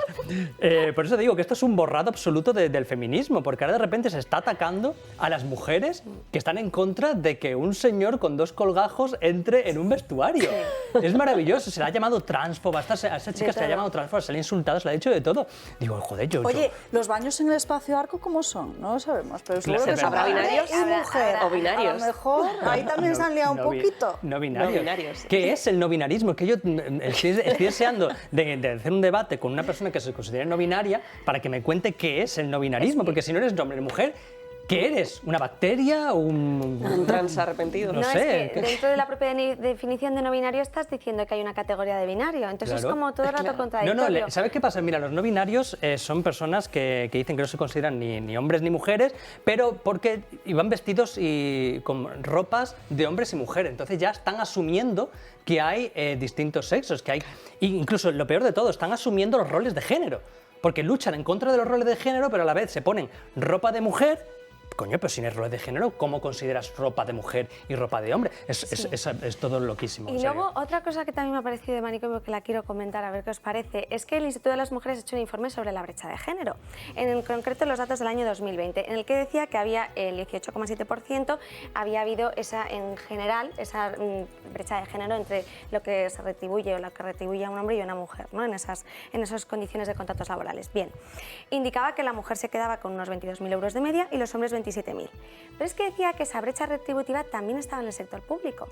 Y hablaba de un porcentaje del 10%. Y me pregunto yo, ¿y cómo puede haber una brecha de género en el sector público si estamos hablando de que va por oposición, están todas las categorías específicamente determinadas, está bastante blindado? Es que a lo mejor en la brecha de género estamos introduciendo otros conceptos que no se están teniendo en cuenta o que no se están evaluando de buena forma, porque al final, si hablamos, me imagino que a lo mejor es en el tema de las excedencias. Si no contabilizamos excedencias o bajas, a lo mejor se puede hacer esa distinción por diferentes retribuciones que puedan afectar a los hombres y a las mujeres. No lo sé, yo lo dejo y también hay otras causas de esa brecha de género, y es que, bueno, pues la típica, ¿no? de que los hombres generalmente eligen carreras y eligen especialidades que están mejor retribuidas que las mujeres, que, estoy hablando en términos generales, se suelen tirar más por los temas sociosanitarios, etcétera, que están menos retribuidas. Y eso es así, de ahí viene la brecha de género. Lo que pasa es que esta gente te quiere vender que la brecha de género es que hay hombres y mujeres que cobran distinto por el mismo trabajo. No, señor. O sea, la ley prohíbe que hombres y mujeres cobren distinto por el mismo trabajo. Lo único que en el sector público pasa lo mismo. Pues igual hay gente, hombres, que hacen, que optan a plazas para puestos de funcionario de mayor rango que mujeres. Por eso de ahí viene esa brecha. Igual que en el sector privado pasa lo mismo. Por eso ahora quieren dar matrículas gratuitas a las mujeres que se metan en carreras de ingeniería para ver si pueden equilibrar de esa forma. Cuando es una cuestión de gustos, sin más. Y de valía, porque empezaste, creo que el tema se inició por una cuestión artística y por lo de Arco y por la compra de cuadros. Yo no creo que alguien haya dicho compra tantos cuadros de hombre y tantos de mujer. Se comprarán por el mérito de esos cuadros, por lo que valgan, por su categoría artística, porque además el que compra, aparte de comprar la belleza, la valía, también compra como inversión. Y si tú no vas en una exposición, puedes ir a una exposición de pintura de una mujer o de un hombre, pero en una exposición conjunta no vas eligiendo este que es de una mujer, que es de una mujer, que es de una mujer. Hay algunos que sí lo hacen. Ese tipo de paridad es absurdo. La directora de Arco dice que esto, básicamente el problema viene de las galerías, porque ella dice, yo me encantaría programar a mí la feria, pero no puedo porque me vienen de las galerías al final las obras. Entonces, pero tiene sentido, entiendo que al final es la oferta, o sea, lo que estabas indicando tú, que la oferta y demanda es y yo creo que, vamos, que aparte de eso quieren o no. Madre mía. En fin, Ana, ¿qué otra noticia nos traes para hoy? La entidad independentista Òmnium ha lanzado una campaña en la que ha catalogado como inadaptados a los catalanes que son castellanohablantes. Lo hacen para, según dicen, proteger el catalán como lengua minorizada. Pretenden convencer a los catalanes de que solo el empleo de ese idioma les garantizará la plena integración social en Cataluña. Y para eso han creado un decálogo, con el fin de demostrar que el arraigo del individuo va íntimamente ligado al empleo de la lengua catalana. Según la organización, los catalanes tienen que hablar catalán porque es la lengua del lugar donde viven y aseguran que de esta forma facilitan la participación social de la siguiente forma, y cito textualmente: poder utilizar el catalán siempre que quieras te permite desarrollar tu vida en Cataluña plenamente y sin limitaciones. Pero no son las frases más disparatadas que hemos encontrado. Otras, como estas, por ejemplo, seguramente no quieres que te identifiquen como alguien que no ha sido capaz de entender el catalán o que no se ha querido adaptar. Otra, como que el catalán es necesario para progresar en una sociedad altamente competitiva, o que si cambias de lengua niegas al otro la oportunidad de aprenderla. Un total de 40 razones, cada cual más irracional que la anterior, que se pueden ver en esas imágenes. De hecho, esto es una exclusiva que ha hecho El Mundo, porque el catálogo concreto de esas 40 razones se la habían pasado directamente al periódico, por eso no la podemos ver más adelante, porque nosotros no teníamos esa capacidad, pero sí que es verdad que en la página web se pueden ver, como han visto, las diferentes secciones en la que no solo va dirigido a niños, sino también a jóvenes, en el día a día, es decir, te animan a que desde que salgas a la calle hasta que saludes al vecino o enciendes la mesilla de la mesa de tu cuarto, con pequeñas acciones que siempre en todas ellas intentes usar el catalán. También te habla, por ejemplo, de los nuevos hablantes, haz que la lengua sea accesible para todos, las barreras sociales son también lingüísticas y cada uno de nosotros podemos contribuir a romperlas. Yo dos cuestiones. La primera, que no hay más barrera que impedir el ascensor social, que es la educación, negar a cualquier persona poder hablar el idioma principal de su país y por tanto en detrimento, ¿no? Pues promover las otras lenguas. Sinceramente yo creo que es un error. Y la segunda, parece una portada mala de Rolling Stone, con la lengua afuera. Me ha llamado mucho la atención que, Dios mío, no sé quién ha hecho esa campaña de marketing, pero es terrible. Bueno, Òmnium, la propia empresa. Eso es terrible. Pero es que en este caso de la lengua, claro, no hay nada peor que intentar imponer las cosas en este asunto, ¿no? Intentar imponer a la gente en su casa cómo tiene que hablar, en qué lengua tiene que hablar, en qué términos tiene que expresarse. Es decir, es que se les va a volver en contra sí o sí, porque esto funciona así. Es decir, el castellano tiene muchísima fuerza en España y en el mundo, pero no es una imposición. Es decir, si se convierte en una imposición, mal vamos. Es decir, es el castellano el que tiene vida propia y el que se va desarrollando en España y en todo el mundo. Y el catalán pues, es una lengua pues, que está dejando de ser una lengua natural y están imponiéndola a la fuerza prácticamente, ¿no? Pero yo creo que lo que tienen que hacer en todo caso los independentistas y los promotores de estas iniciativas es cumplir la ley. Cumplan la ley y que se dejen de historias. Es decir, Cataluña forma parte de España, es España. y por lo tanto el castellano es la lengua oficial de toda España, también de Cataluña, y por lo tanto hay que defenderla igual que el catalán. Es gracioso cuando dice la lengua del lugar. El lugar no, o sea, la lengua oficial es el castellano y en Cataluña también es el catalán. Más que de se defienda las dos, que se deje libertad para utilizar la que se quiera. Catalán? Es que no entiendo eso de estar todo el día con el discurso victimista de hay que defender, pero ¿quién está atacando el catalán? Yo no veo a nadie que ataque el catalán. No. Es que no entiendo, o sea, otra cosa es que ellos quieran destruir el castellano para imponer la primacía del catalán, eso es otra cosa, pero nadie ataca el catalán, ni siquiera Franco, tanto que dicen que Franco no atacaba el catalán tampoco, nadie. Pero bueno. De hecho, en noviembre ya el presidente de la Generalidad, Pere Aragonés, indicaba y definía como que iban a impulsar unas 100 medidas para reforzar también la política lingüística en Cataluña. Y algunas de ellas lo que querían era, por ejemplo, reforzar la obligatoriedad de que las empresas atendieran a los clientes en catalán con figuras como revisar el código de consumo, pero no solo eso, sino hay figuras como los comisarios lingüísticos que querían introducir para hacer ese control de la inversión en la sanidad, en la creación también de un referente lingüístico que estuviera en esos centros de salud para que pudiese supervisar que todo el mundo estaba hablando en catalán o que por lo menos se entendía. O sea, es decir, son un montón de normas, de 100 medidas que se basan en eso, que se están intentando impulsar y además que lo reconocen como una nueva etapa de política lingüística dentro de Cataluña, como diciendo, bueno, es que queremos reforzar esta obligatoriedad, o sea, volver a imponer, que es lo que estáis diciendo. Aquello viejo de prohibido prohibir, desde luego había que decírselo a estas gentes, porque ellos son los que prohíben, ellos son los que quieren impedir que muchos niños hablen español o castellano, como queramos llamarle, y ellos son los que han colocado inspectores en los recreos de los colegios para ver si hablan en catalán. Por tanto, es absurdo y ¿ves? Esa es otra cuestión que también se podría abordar en un congreso y en una moción de censura, porque, vuelvo a la moción de censura, soy muy machacona, porque cuánto dinero se gastan, cuánto dinero en años para llevar a cabo esta imposición, cuando los idiomas deben de hablarse con libertad y tienen que reconocer que el español cada vez está más extendido en el mundo, que hoy somos los cuartos, porque claro, los indios son más, los chinos son más, pero con el inglés y el español son los más hablados y en más diferentes países. Por tanto, están luchando contra una pared, pero están haciendo mucho daño, incluso a gentes que quieren trabajar en Cataluña y no pueden porque no dominan el catalán y, sin embargo, se gastan dinero en forzar a que se hable catalán. No, Omnium es una entidad sin ánimo de lucro para que... La valoración de esa campaña, ¿cuánto será?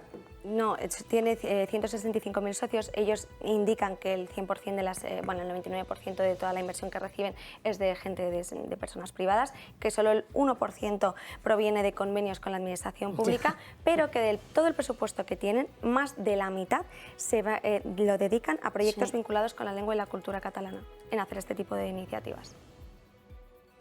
¿Por cuántos agujeros se escapa el dinero público? No, eso desde luego.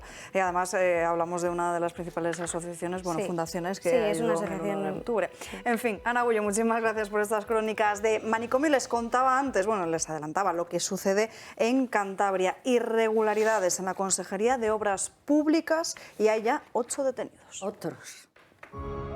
Cantabria vuelve a estar en el punto de mira, pero esta vez porque hay 8 detenidos y 5 empresas registradas por adjudicaciones para el mantenimiento de carreteras. La Unidad Central de Delincuencia Económica y Fiscal ha detenido en una operación conjunta con la agencia tributaria a 8 personas por un supuesto caso de irregularidades a la hora de adjudicar contratos en el servicio de mantenimiento de las vías del Gobierno de Cantabria. En la Consejería de Obras Públicas se han producido registros en algunos despachos seleccionados para encontrar documentos que ayuden a esclarecer los hechos y también se han puesto a disposición de las autoridades para ayudar en lo que haga falta, según el consejero delegado. Por supuesto, nosotros lo que hemos hecho ha sido ponernos a su disposición para cualquier cuestión que necesitaran, desde ofrecerles un informático si hiciera falta, o cualquier tipo de documentación o de lo que quisieran el poder ver, porque nuestra transparencia en ese sentido debe ser máxima y todo lo que sea ayudar a la justicia a desentrañar los hechos que está investigando será, por supuesto, positivo para la sociedad. Además, 5 empresas y 2 domicilios también han sido registrados. Las Las detenciones se han producido tanto en Madrid como en Cantabria. La jueza del caso ha decretado secreto de sumario. Según ha informado Radio Nacional de Cantabria, es una investigación iniciada hace más de un año por detectar una mejora económica del presunto cabecilla, un alto funcionario de la consejería. Aseguran que si alguien ha cometido un delito, debe pagar. Evidentemente, si hay cualquier tipo de responsabilidad de cualquiera de ellos,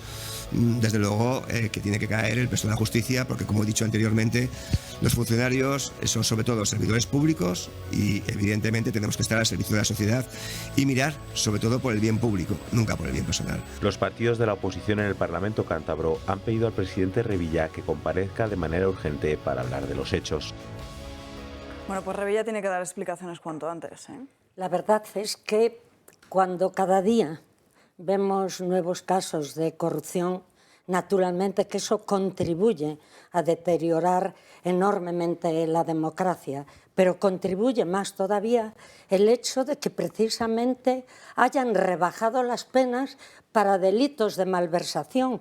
Cada vez podemos empujar a que haya más corrupción y luego que al final nunca se pide responsabilidades a quienes las tienen realmente, porque ser presidente de una comunidad autónoma o ser consejero o ser presidente de gobierno o ser ministro conlleva la responsabilidad de que tú, en lugar de estar con tonterías en la prensa y con comunicados absurdos y con venir a Madrid a regalar anchoas, como hacía el señor presidente cántabro, pues que piensen en lo que han votado, en lo que hacen y cómo inspeccionan sus consejerías.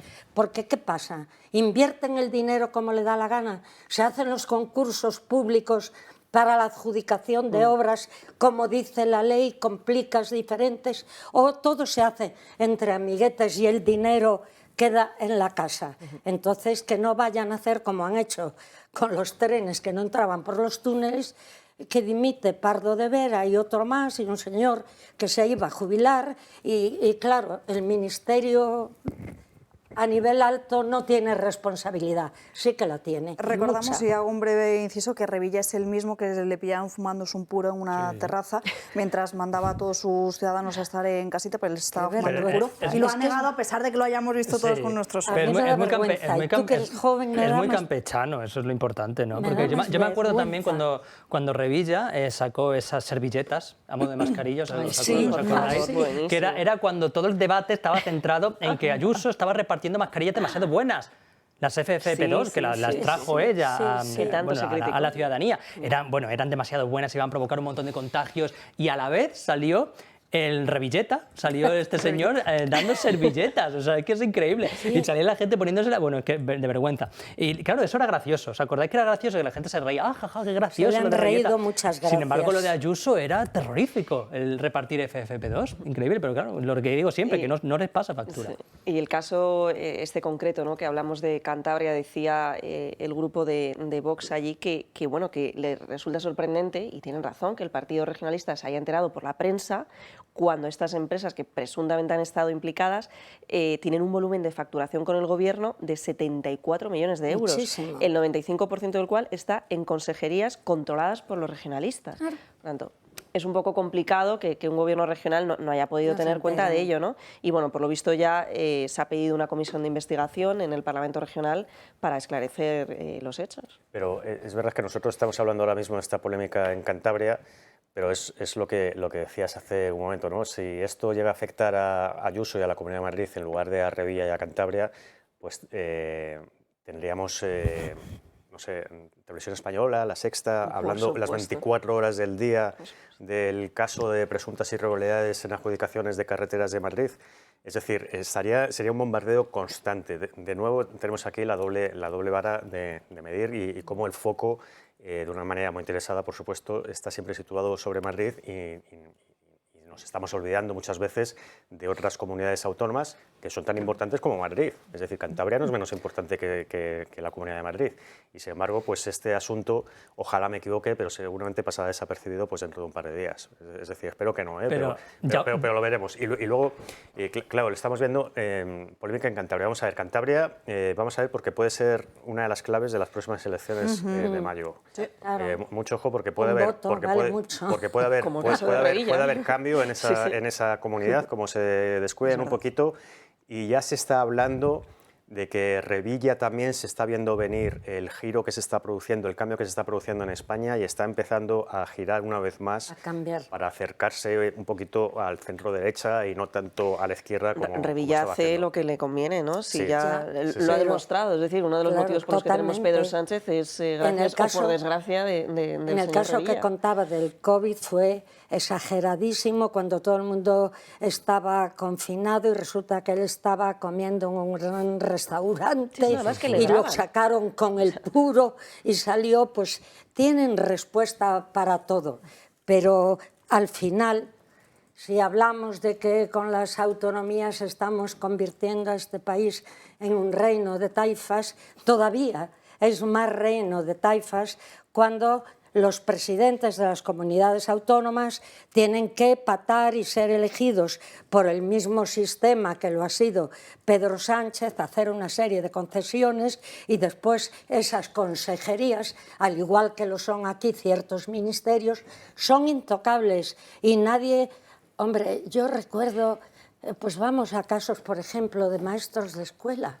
Venía un inspector y el inspector era una cosa que imponía. Resulta que a todos estos que manejan, pero millones y millones y millones de dinero público, no los inspecciona nadie. Se descubren los hechos después por casualidad o porque un periodista lo averiguó o porque alguien que no le tocó el dinero suficiente lo filtró o lo denunció, pero por desde luego de la Unión Europea, que eso es aún peor, que tengan que venir del gobierno de la Unión Europea a decirnos qué estamos haciendo mal. Vamos precisamente, ya Patricia, con el siguiente tema, con el asunto de estos últimos días, de esos hombres de negro, de esa revisión de la gestión de los fondos europeos en España, porque sí que es cierto que todos nos esperábamos un verdadero jarro de agua fría por lo que se han ido publicando en diferentes medios, y al final hemos visto como Mónica Hohlmeier no ha sido tan dura como se esperaba. Dice que le preocupa la malversación y también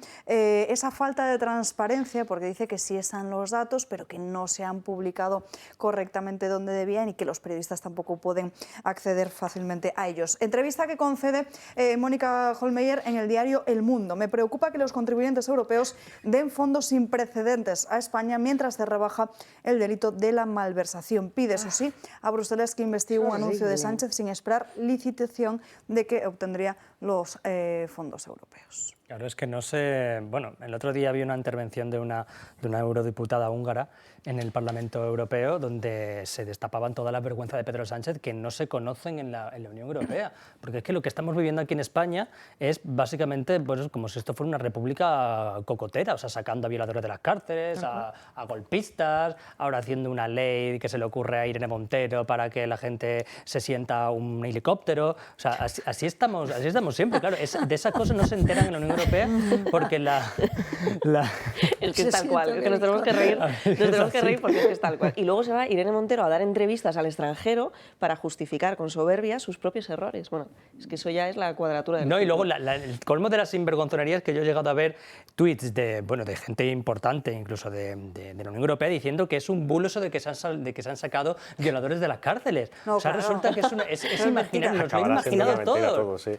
Nos lo hemos imaginado, ¿no? Sí. ¿A que sí? ¿Lo has visto tú también? Pero que acabará siendo lo acabarán convirtiendo en un bulo. Cuando todo esto pase el tiempo y tal, acabarán diciendo que es un bulo. Pero yo, sobre esta delegación europea que ha venido, hombre, el tirón de orejas no está mal, porque sacar los colores al gobierno pero no diciendo ha sido que... tanto porque le ha dicho que de momento no corta el grifo. Sí, o sea, no ha sido tanto y afortunadamente... Está Ursula von der Bruggen ahí... Que no nos corte el grifo, que no nos corte el grifo, pero el tirón de orejas está bien, ¿eh? Porque que saque los colores al gobierno diciendo que la malversación...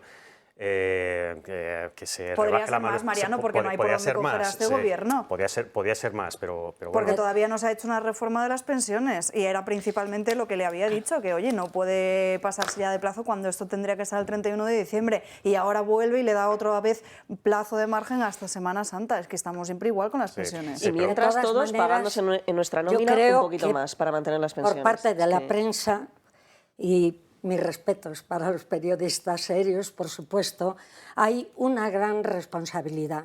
Porque si viene una Comisión Europea a controlar algo, debemos de decir la verdad de lo que pasa.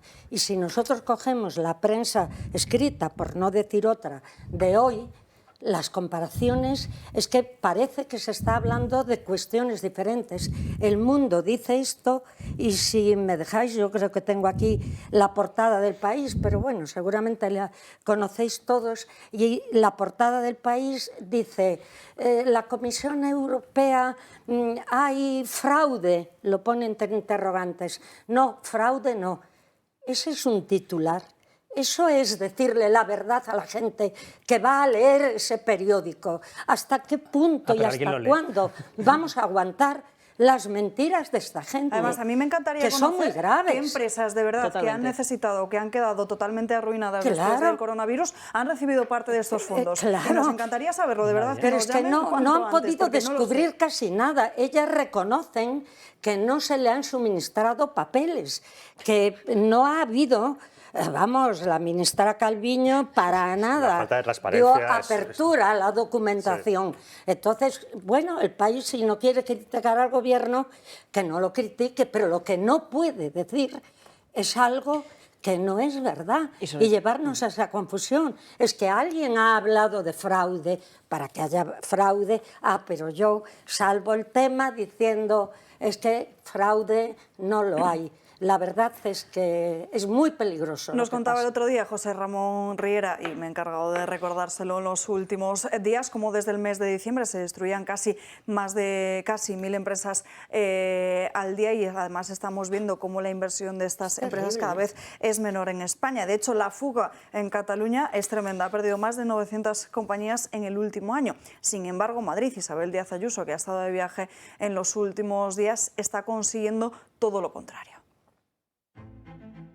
Andalucía, Castilla y León y Madrid están de celebración, y no es para menos, porque si tenemos que hablar de inversión tenemos que nombrar a estas tres comunidades autónomas. Tal y como ha confirmado el presidente de la Junta de Andalucía, Juanma Moreno, Sevilla será la sede de la edición de 2023 de los premios Grammy Latinos, prevista para el próximo otoño. La Junta de Andalucía ha llegado a un acuerdo con la Academia para ser patrocinadora oficial de los Latin Grammy 2023. Y puedo anunciarles con profunda, yo diría, no sé cómo decirlo, pero yo creo que las palabras sería satisfacción y orgullo, ¿no? Esas son las palabras que definen mi estado de ánimo actual.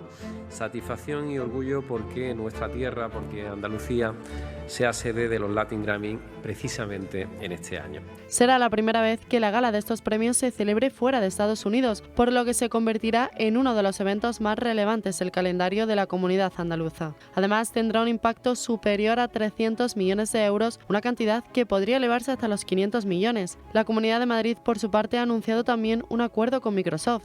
Precisamente hoy que sabemos que Microsoft va a realizar una gran inversión en Madrid en 3 puntos distintos, en San Sebastián de los Reyes, en Meco y también en Algete.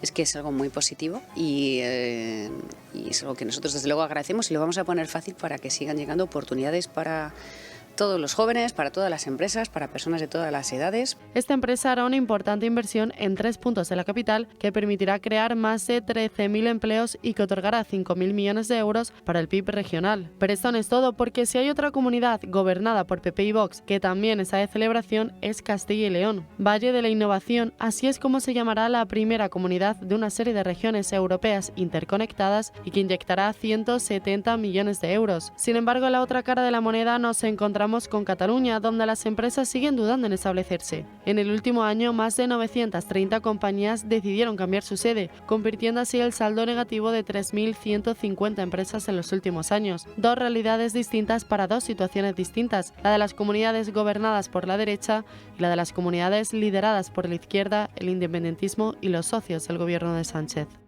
Bueno, pues ya ven y ya pueden comprobar todos ustedes dónde se crean oportunidades y cómo estos fondos no están precisamente yendo a parar a este objetivo que decimos, que es crear más puestos de trabajo.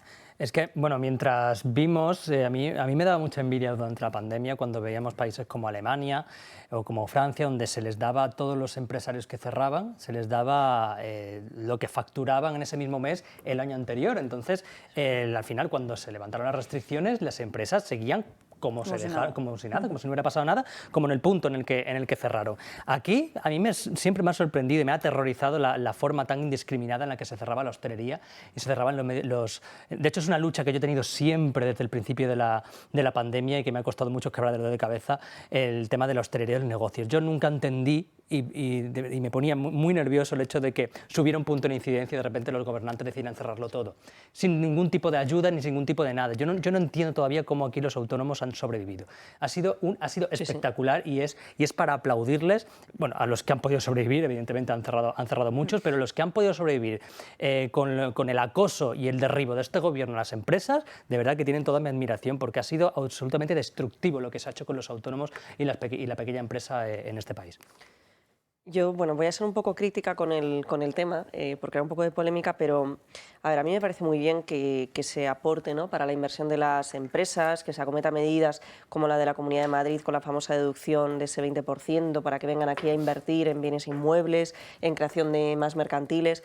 Pero no nos podemos olvidar que más allá de toda esta inversión empresarial, que por cierto va muy en favor de todo el mercado latinoamericano, con el que evidentemente históricamente tenemos muchos lazos y ya vemos grandes comunidades de venezolanos, mexicanos en grandes ciudades como por ejemplo Madrid.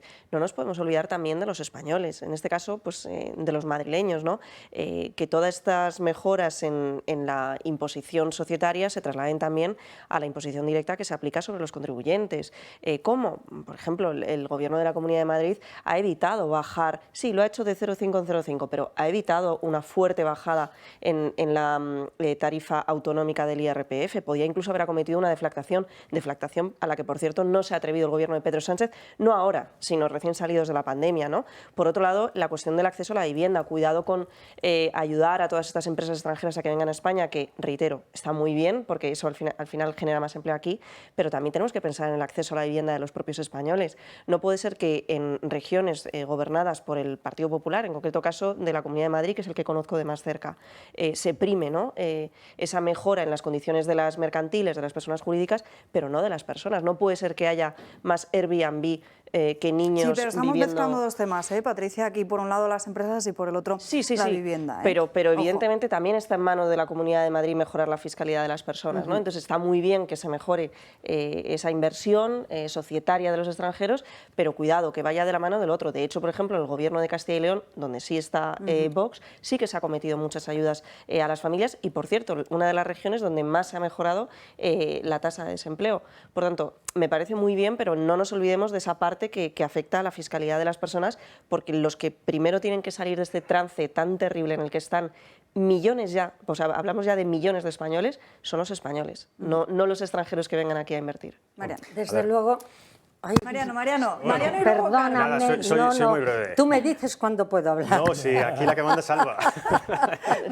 Porque no nos vemos. Vamos a ver, yo creo que todo es mejorable, evidentemente, y que desde luego hay muchísimo que hacer porque la situación no es precisamente muy boyante, ¿no? Yo creo que hay que seguir tomando medidas, pero a mí me parece que, pues sí, efectivamente los ciudadanos de Andalucía, Madrid y Castilla y León pues tienen un motivo por lo menos para ser más optimistas que el resto, porque están viendo que las políticas que se están aplicando ahí están teniendo resultados y que sus comunidades van mejor que otras comunidades. Depende de qué ciudades hablemos y de qué parte dentro de las ciudades hablemos. Bueno, claro, si estamos hablando de las comunidades en su conjunto. Es decir, yo creo que ahí los datos están diciendo qué comunidades son más pujantes y cuáles no son tan pujantes. Y a lo mejor vemos también, a lo mejor no seguro, vemos que las comunidades que están un poco a la cola o que no son tan pujantes como Madrid, Andalucía o Castilla y León, pues están más preocupadas por otros asuntos. Por ejemplo, por la cosa esa que hemos visto antes del catalán, de imponer el catalán en las 24 horas del día y tal. Claro, cuando tus prioridades son otras, cuando tú estás absolutamente obsesionado con otros temas, inventándote problemas donde no los hay, pues a lo mejor dejas de lado otras cuestiones que son prioritarias para los ciudadanos y luego se ven en este tipo de resultados. Claro, pero genera mucho más debate y queda mucho más bonito que puedan salir todos los separatistas y todos los partidos de la izquierda a decir públicamente no sé qué chorrada, a decir que aquí se van a crear 10.000 puestos de trabajo más. Exacto. Carmen. Aquello viejo que se dice de que el dinero es temeroso, pues siempre ha sido así y no cabe duda que cuando hay constantes cambios, constantes irregularidades, constantes ataques a las empresas, yo no entiendo cómo no hace tanto tiempo, estando confinados, pues resulta que todos no solo aplaudíamos a los sanitarios, aplaudíamos también de que los agricultores, los transportistas, los supermercados habían contribuido a que todos tuviéramos los alimentos suficientes y no hubiera carencia de ningún producto. Y de repente pues los hemos pasado de héroes a que son villanos y a criticar absolutamente a los bancos, a las energéticas, a no tener en cuenta la situación de los pequeños empresarios, de los autónomos, cuando el gobierno,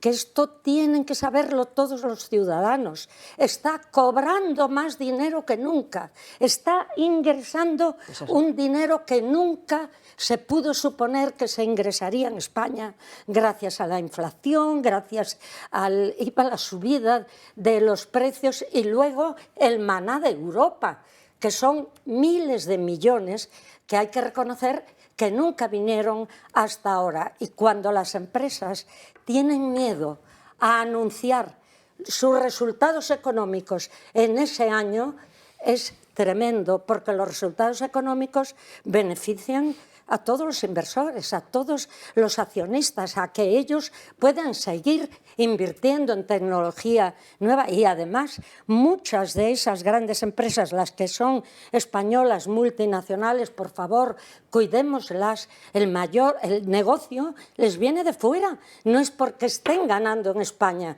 pero los impuestos lo ganan aquí. Cuanto más negocio, más impuestos pagan. Tenemos un gobierno que no le dice la verdad a los ciudadanos, tienen más dinero que nunca, son incapaces de ayudar de verdad a los ciudadanos, subvenciones que le puedan dar un premio electoral, pero no dejan de gastar. El dinero público es el que nos lleva a la ruina. Y de aquí nos vamos a la última pausa de publicidad del día de hoy y a la vuelta, para terminar el programa, ya hablamos de las leyes ideológicas del gobierno. Cuando me... Recta final de programa y saludamos en nuestra mesa ahora a Eduardo Mora. Muy buenas tardes, Hola, Eduardo. muy buenas a todos. ¿Qué tal? Bueno, esta semana es carnaval y vemos como muchos, algunos no, muchos se disfrazan y usan lentillas de fantasía. Sí que nos tienes que advertir de los peligros que tienen. Pues sí, porque como complementos, una cosa es ponerse un disfraz y otra cosa es ponerse una lente de contacto que toca pues, la córnea y que es una lente de contacto que es un producto sanitario que es exactamente igual que las lentes que usamos de forma habitual. Es muy habitual que nosotros pongamos lentes de estas de fantasía pues para películas y para este tipo de, tanto en Halloween como ahora en Carnaval, pues la gente se disfraza, se pone de gato y tal. Y no hay ningún problema, pero sí que, sobre todo en edad infantil, tenemos que saber enseñarles a poner y quitar, o sea que deben ir a un establecimiento de óptica. Es decir, que no lo compren en ningún lado. En bazares y cosas de esas, porque no tienen la homologación y los efectos, que lo estamos viendo, que ya llevamos un poquito de carnaval, como digo yo, pues es habitual tener gente pues, con irritaciones. Muchas veces no son graves, alergias, pequeñas queratitis, pequeñas erosiones corneales, pero hay veces que sí, que no las tratan con el mimo y cómo se debe tratar y con los líquidos que desinfecten bien y las infecciones son serias. Y entonces, pues una cosa que es lúdica, que nos parece bien y de hecho existen y ha mejorado muchísimo la calidad de este tipo de productos, pero que lo compremos en óptica, por favor. O sea, que hay ¿qué que hacemos enseñar. para evitar esos problemas que nos pueden acarrear? Pues, primero, tener seguridad que la lente de contacto está homologada y que está adaptada por un óptico optometrista en un establecimiento sanitario de óptica, las ópticas que tenemos todos alrededor de nuestras casas, porque eso nos va a garantizar que realmente el producto es de calidad y si tenemos algún tipo de no compatibilidad con la lente, no nos la van a recetar, no nos la van a adaptar. Entonces es muy importante y es que en esta época tenemos muchos y hay veces que son problemas serios que no debemos y luego tiene que estar el oftalmólogo tratando o curándolos. Pues Eduardo, antes de despedirnos, les cuento a los espectadores y socios del Club de Amigos que tienen un 30% de descuento en gafas graduadas, 15% en lentes de contacto y un 2x1 en audífonos. Muchísimas gracias. Muchísimas por estar gracias. Aquí con nosotros. Buenos días. Así que ya lo saben, tengan cuidado en estos carnavales. Vamos a cambiar de asunto, nos vamos ahora sí con la ley del solo sí es sí, que sigue provocando que se rebajen condenas a agresores sexuales y violadores, también la salida de prisión de muchos de ellos, y tenemos novedades sobre un informe del Consejo General del Poder Judicial que nos va a contar Marian Vallejo. Así es, Alba. Si ayer conocíamos que Irene Montero había asegurado ante la delegación europea que no eran tantos los abusadores sexuales beneficiados por la ley del solo sí es sí, hoy conocemos justamente lo contrario, y es que el Consejo General del Poder Judicial ha confirmado que las políticas de esta ley están causando un daño profundo e irremediable. Advierten además que los 4.000 presos que actualmente están en la cárcel por delitos sexuales podrán acogerse a ella, por lo que las cifras de beneficiados podrían ser mucho más elevadas. Mientras tanto, la ministra de Igualdad, Irene Montero, sigue defendiendo su ley, pero confiesa que desconoce la cifra de las revisiones a la baja y excarcelaciones que se han ido produciendo desde su aprobación. Sin embargo, los jueces también han querido aclarar que la eventual reforma que se apruebe para volver a las penas de antes no impedirá que se sigan produciendo rebajas de condena. Una reforma que parece que por el momento no llega, porque Unidas Podemos y PSOE siguen sin ponerse de acuerdo.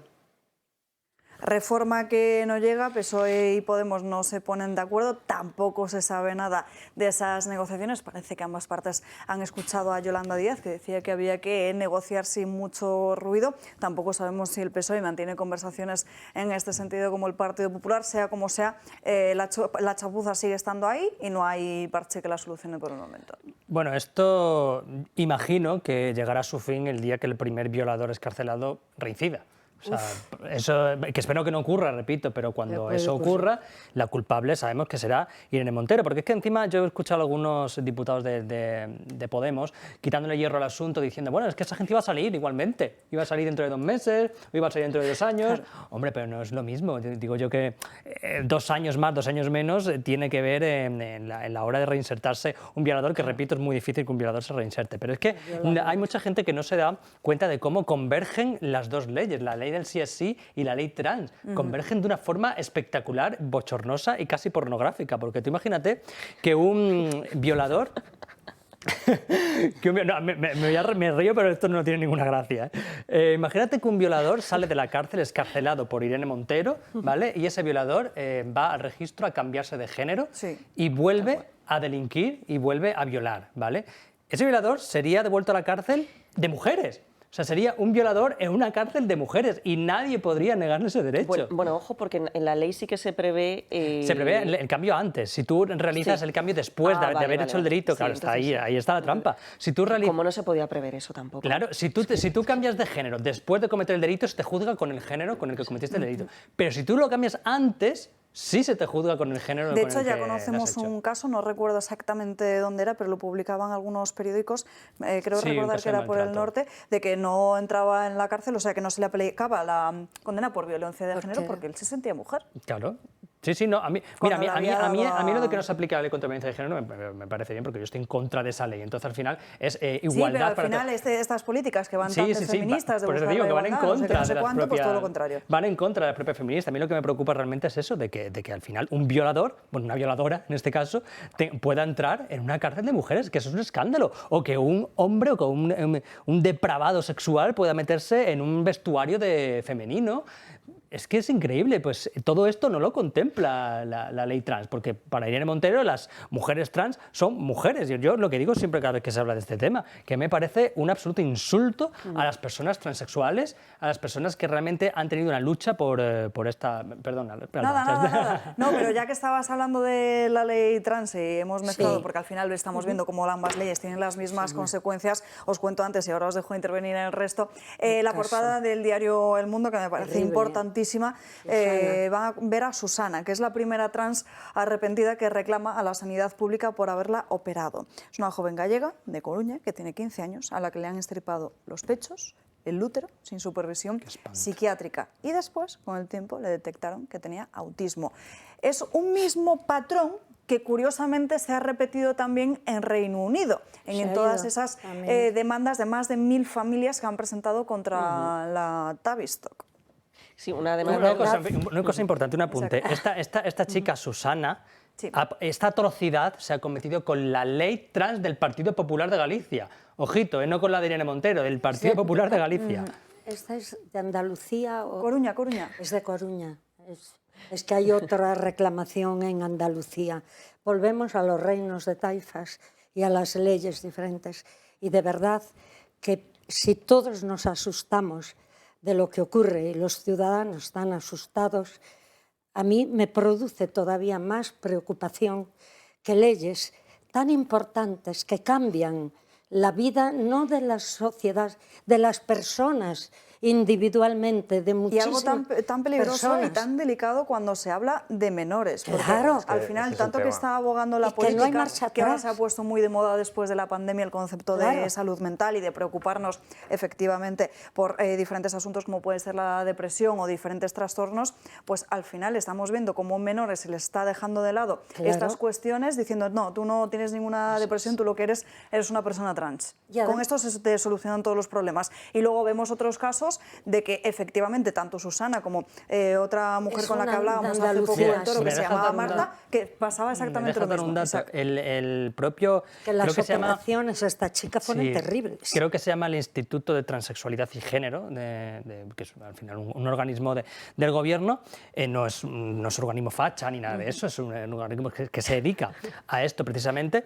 Los datos son que solo el 15% de los niños que se identifican con un sexo opuesto al que nacen terminan siendo transexuales. Eso quiere decir que hay un 85% de personas con disforia de género que o bien la superan con terapia o bien pasan la pubertad y al final pues todos sabemos que las hormonas hacen su trabajo durante la pubertad y luego cuando pasa al final pues se identifican con él, se arregla la historia por hablar mal y pronto. Entonces esto quiere decir, con esta nueva ley trans, quiere decir que ese 85% de niños que al final, debido a la pubertad o debido a las terapias, terminan superando esa disforia, se les va a aplicar o bloqueadores hormonales o se les va a someter a un proceso que al final va a terminar en una cirugía cuando cumplan 15 años.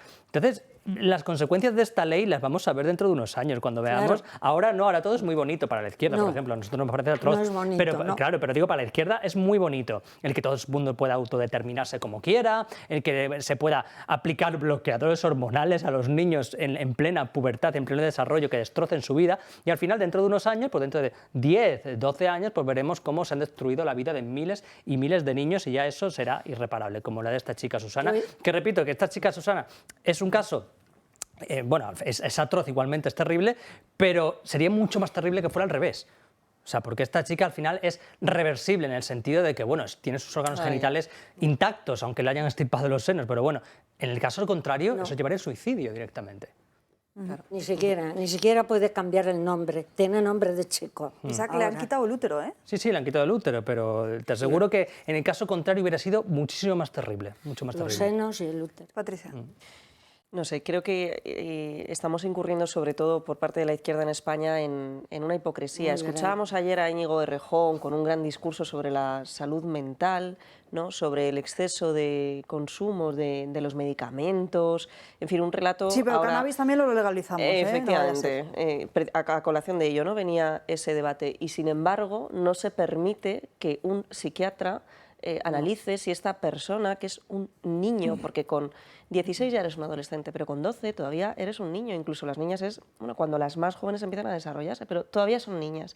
No se permite la oportunidad de que les sea diagnosticado, pues como el caso de esta chica gallega, un autismo, que es algo muy grave y que si se coge a tiempo no hay ningún problema, puede estar perfectamente adaptada a la sociedad, pero que en ningún caso la solución es la mutilación. Por tanto, que no nos hable la izquierda de lo que es la salud mental cuando están permitiendo, uno, la mutilación genital, dos, el abuso de medicamentos que ellos mismos critican, y tres, la imposibilidad de las terapias de reconversión. Es decir, que si alguien piensa que, oye, pues me he equivocado, ¿no? quiero volver a lo anterior, está prohibido por ley ahora mismo. En el caso de esta mujer trans o mujer simplemente que estamos viendo que es una mujer, ¿no? Es una mujer, sí. Es una mujer que se llama Nació Susana. mujer, se sintió... Exacto. Que ya no lo sabe. Hombre, Sí, para Pero situarnos, ahora es una mujer para situarnos mutilada. bien. Bueno, pues en el caso de esta mujer, Susana, claro, es que el problema principal, el que yo veo ahí sobre todo, es que era menor cuando se llevó a cabo esta operación irreversible Absolutamente, ¿no? Es decir, yo creo que ahí fallaron las garantías, fallaron los controles, falló la atención psicológica, por supuesto, falló el diagnóstico, falló absolutamente todo. Yo no sé si hay alguna ley que pueda llegar a amparar lo que se hizo a esta mujer. Tampoco creo, no sé exactamente lo que dice la ley gallega, pero es decir, ahí se cometieron muchos fallos, evidentemente. Yo te lo digo porque me la he leído. Si una ley fue capaz de amparar un caso así, en fin, pues esa ley hay que cambiarla de manera inmediata y espero que lo hagan. Recordar también que en fin, porque en Galicia obviamente sabemos todos que está gobernando el Partido Popular. El señor Feijóo, que es el que gobernaba cuando se puso en marcha esta ley, ha prometido ya una ley trans cuando se llega al gobierno de España. Una ley... Sí, que primero dijo que iba a derogarla y ahora va a ser reformarla. Entonces, eso no es lo mismo. Lo que pasa es que con garantías y con todo lo que se quiera... Y un matiz, que el caso de la ley gallega no tienen, porque yo he hablado con un representante del Partido Popular en Galicia, no tienen ninguna intención de cambiarla. De hecho, el discurso que te dan es el contrario. No, bueno, es una adquisición de derechos en favor de las personas trans. No vamos a tocarlo. Bueno, señor, pues es que luego pasan estas consecuencias. Sí, y un hay que apelar a la responsabilidad Exacto. de todos los diputados que votan esas leyes, que a veces ni las han estudiado, ni las conocen en profundidad, ni existen los informes jurídicos, técnicos, sanitarios, psiquiátricos, de todo tipo que necesitarían, y encima las tramitan siempre por urgencia, corriendo, sin darle tiempo a estudiarlas, y luego cuando alguien, pues por la moda, porque le han empujado, porque ha visto otros casos, porque lo cierto es que han aumentado una barbaridad, 2000%. Quiere, y como no necesita ninguna autorización paterna, acude para hacerse ese cambio, ya en ese momento no se puede entrar ni el médico a hacer ningún informe. Tienen que seguir adelante.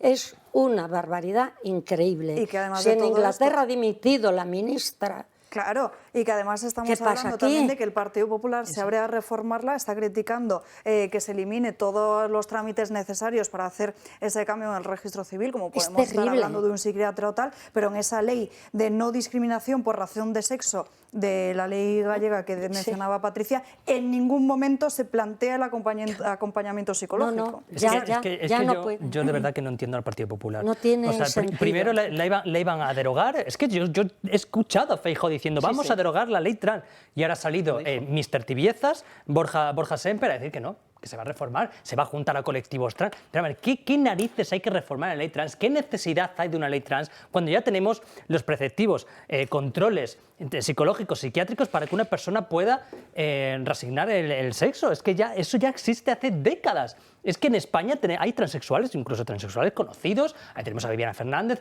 muchísima gente, y eso ya se hacía hace muchos años. ¿Qué necesidad hay de hacer una ley trans? ¿Para qué? Si ya existen médicos, psicólogos, etcétera, que hacen esa transición y con muchísimos pasos, como tiene que ser, con muchísimos controles, hasta que se esté completamente seguro de que esa persona necesita esa reasignación de sexo, y aún así, con todos los controles, hay mucha gente que termina arrepentida. Por eso el colectivo trans tiene una altísima tasa de suicidios, porque incluso con todos los controles que se llegan a hacer para llegar a ese cambio de sexo, hay mucha gente que se les cuela y llegan a arrepentirse.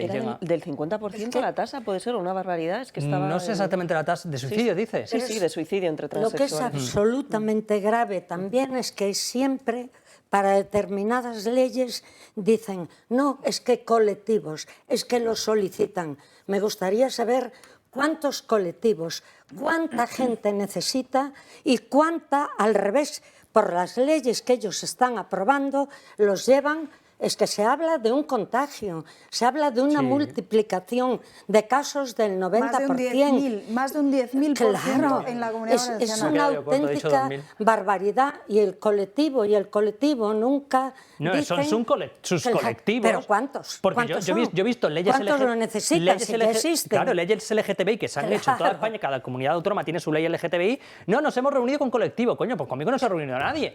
Es que yo no sé con quién ha hecho esa ley. Una última cuestión que nos quedamos sin tiempo. Nos vamos a ir a esta página internacional con Gabriel Serrano, porque alucinante lo que está sucediendo en Ecuador, que no saben qué hacer con tanta cocaína y de hecho la usan en la construcción, Gabriel. Así es, Alba, cambiamos de continente y nos vamos a Ecuador para hablar de algo que si no te lo cuentan, no te lo crees. El país está desbordado de cocaína y ya la usan para hacer hormigón. Las autoridades están luchando con gran empeño contra el narcotráfico y las políticas del gobierno están dando sus frutos sacando la cocaína de las calles. Pero lo que no sabían es que iban a recaudar kilos y kilos de droga. ¿Cómo es la cosa que la policía no da abasto con lo incautado y hace que sea logísticamente inviable su destrucción? Así, pues le están dando otros usos. La cantidad de hormigón que se puede hacer con 400 toneladas de cocaína, que según datos oficiales de la Oficina de las Naciones Unidas contra la Droga y el Delito, es la cantidad incautada de los últimos 2 años. La cocaína la llevan a una planta de tratamiento donde pulverizan los bloques de cocaína, junto a otros materiales como el cemento, arena y agua, y así crean la masa. Las autoridades han decidido ingeniárselas con este método porque se estaba acumulando en los depósitos policiales, y eso tiene el riesgo que todos sabemos si le están dando otra salida. Una noticia más que interesante, Alba, que de momento les está saliendo bien. Gracias, Gabriel, por contarnos. Por favor, que esto cambien está ahora mismo la sede del PSOE de Andalucía a Ecuador, que la construyan con cocaína, por favor, y que estén todos ahí picando piedras y esnifando. Es el sueño de un socialista. Nos desbordan estas noticias. Sí. Ay, no, desde luego, que se han tenido desbordan. un rato, ¿eh? Pero madre mía, bueno, estamos viendo como la droga al final, el problema de la cocaína en Latinoamérica es brutal. Terrible. O sea, que se hayan decidido hacer una operación. Mira, si te pillan en el aeropuerto, siempre puedes decir que es para hacer un puente o para hacer o una sede del PSOE, como he dicho antes. Y en ese caso sería verdad, por Claro, primera es vez. verdad, sí, yo para hacer un puente. Madre mía. En fin, nos quedan poco menos de 2 minutos.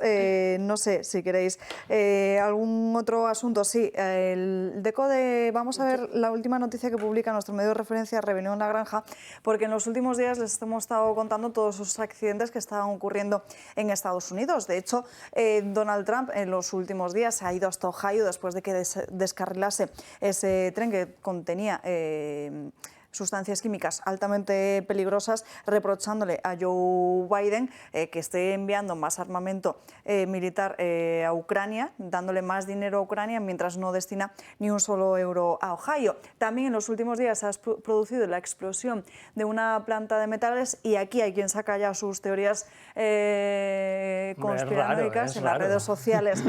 Huele raro, decimos aquí. Hay 5 muertos al estrellarse en Arkansas una avioneta que se dirigía a Columbus. Estos eran 5 personas, un grupo de científicos que se iba a trasladar para analizar qué es lo que había pasado en esa explosión de la planta de metales. Así que se lo iremos contando en los próximos días. No tenemos tiempo para más. Muchísimas gracias a todos por acompañarnos a lo largo de esta mañana Dando Caña. Las vemos mañana aquí a las 12. Que tengan un feliz jueves.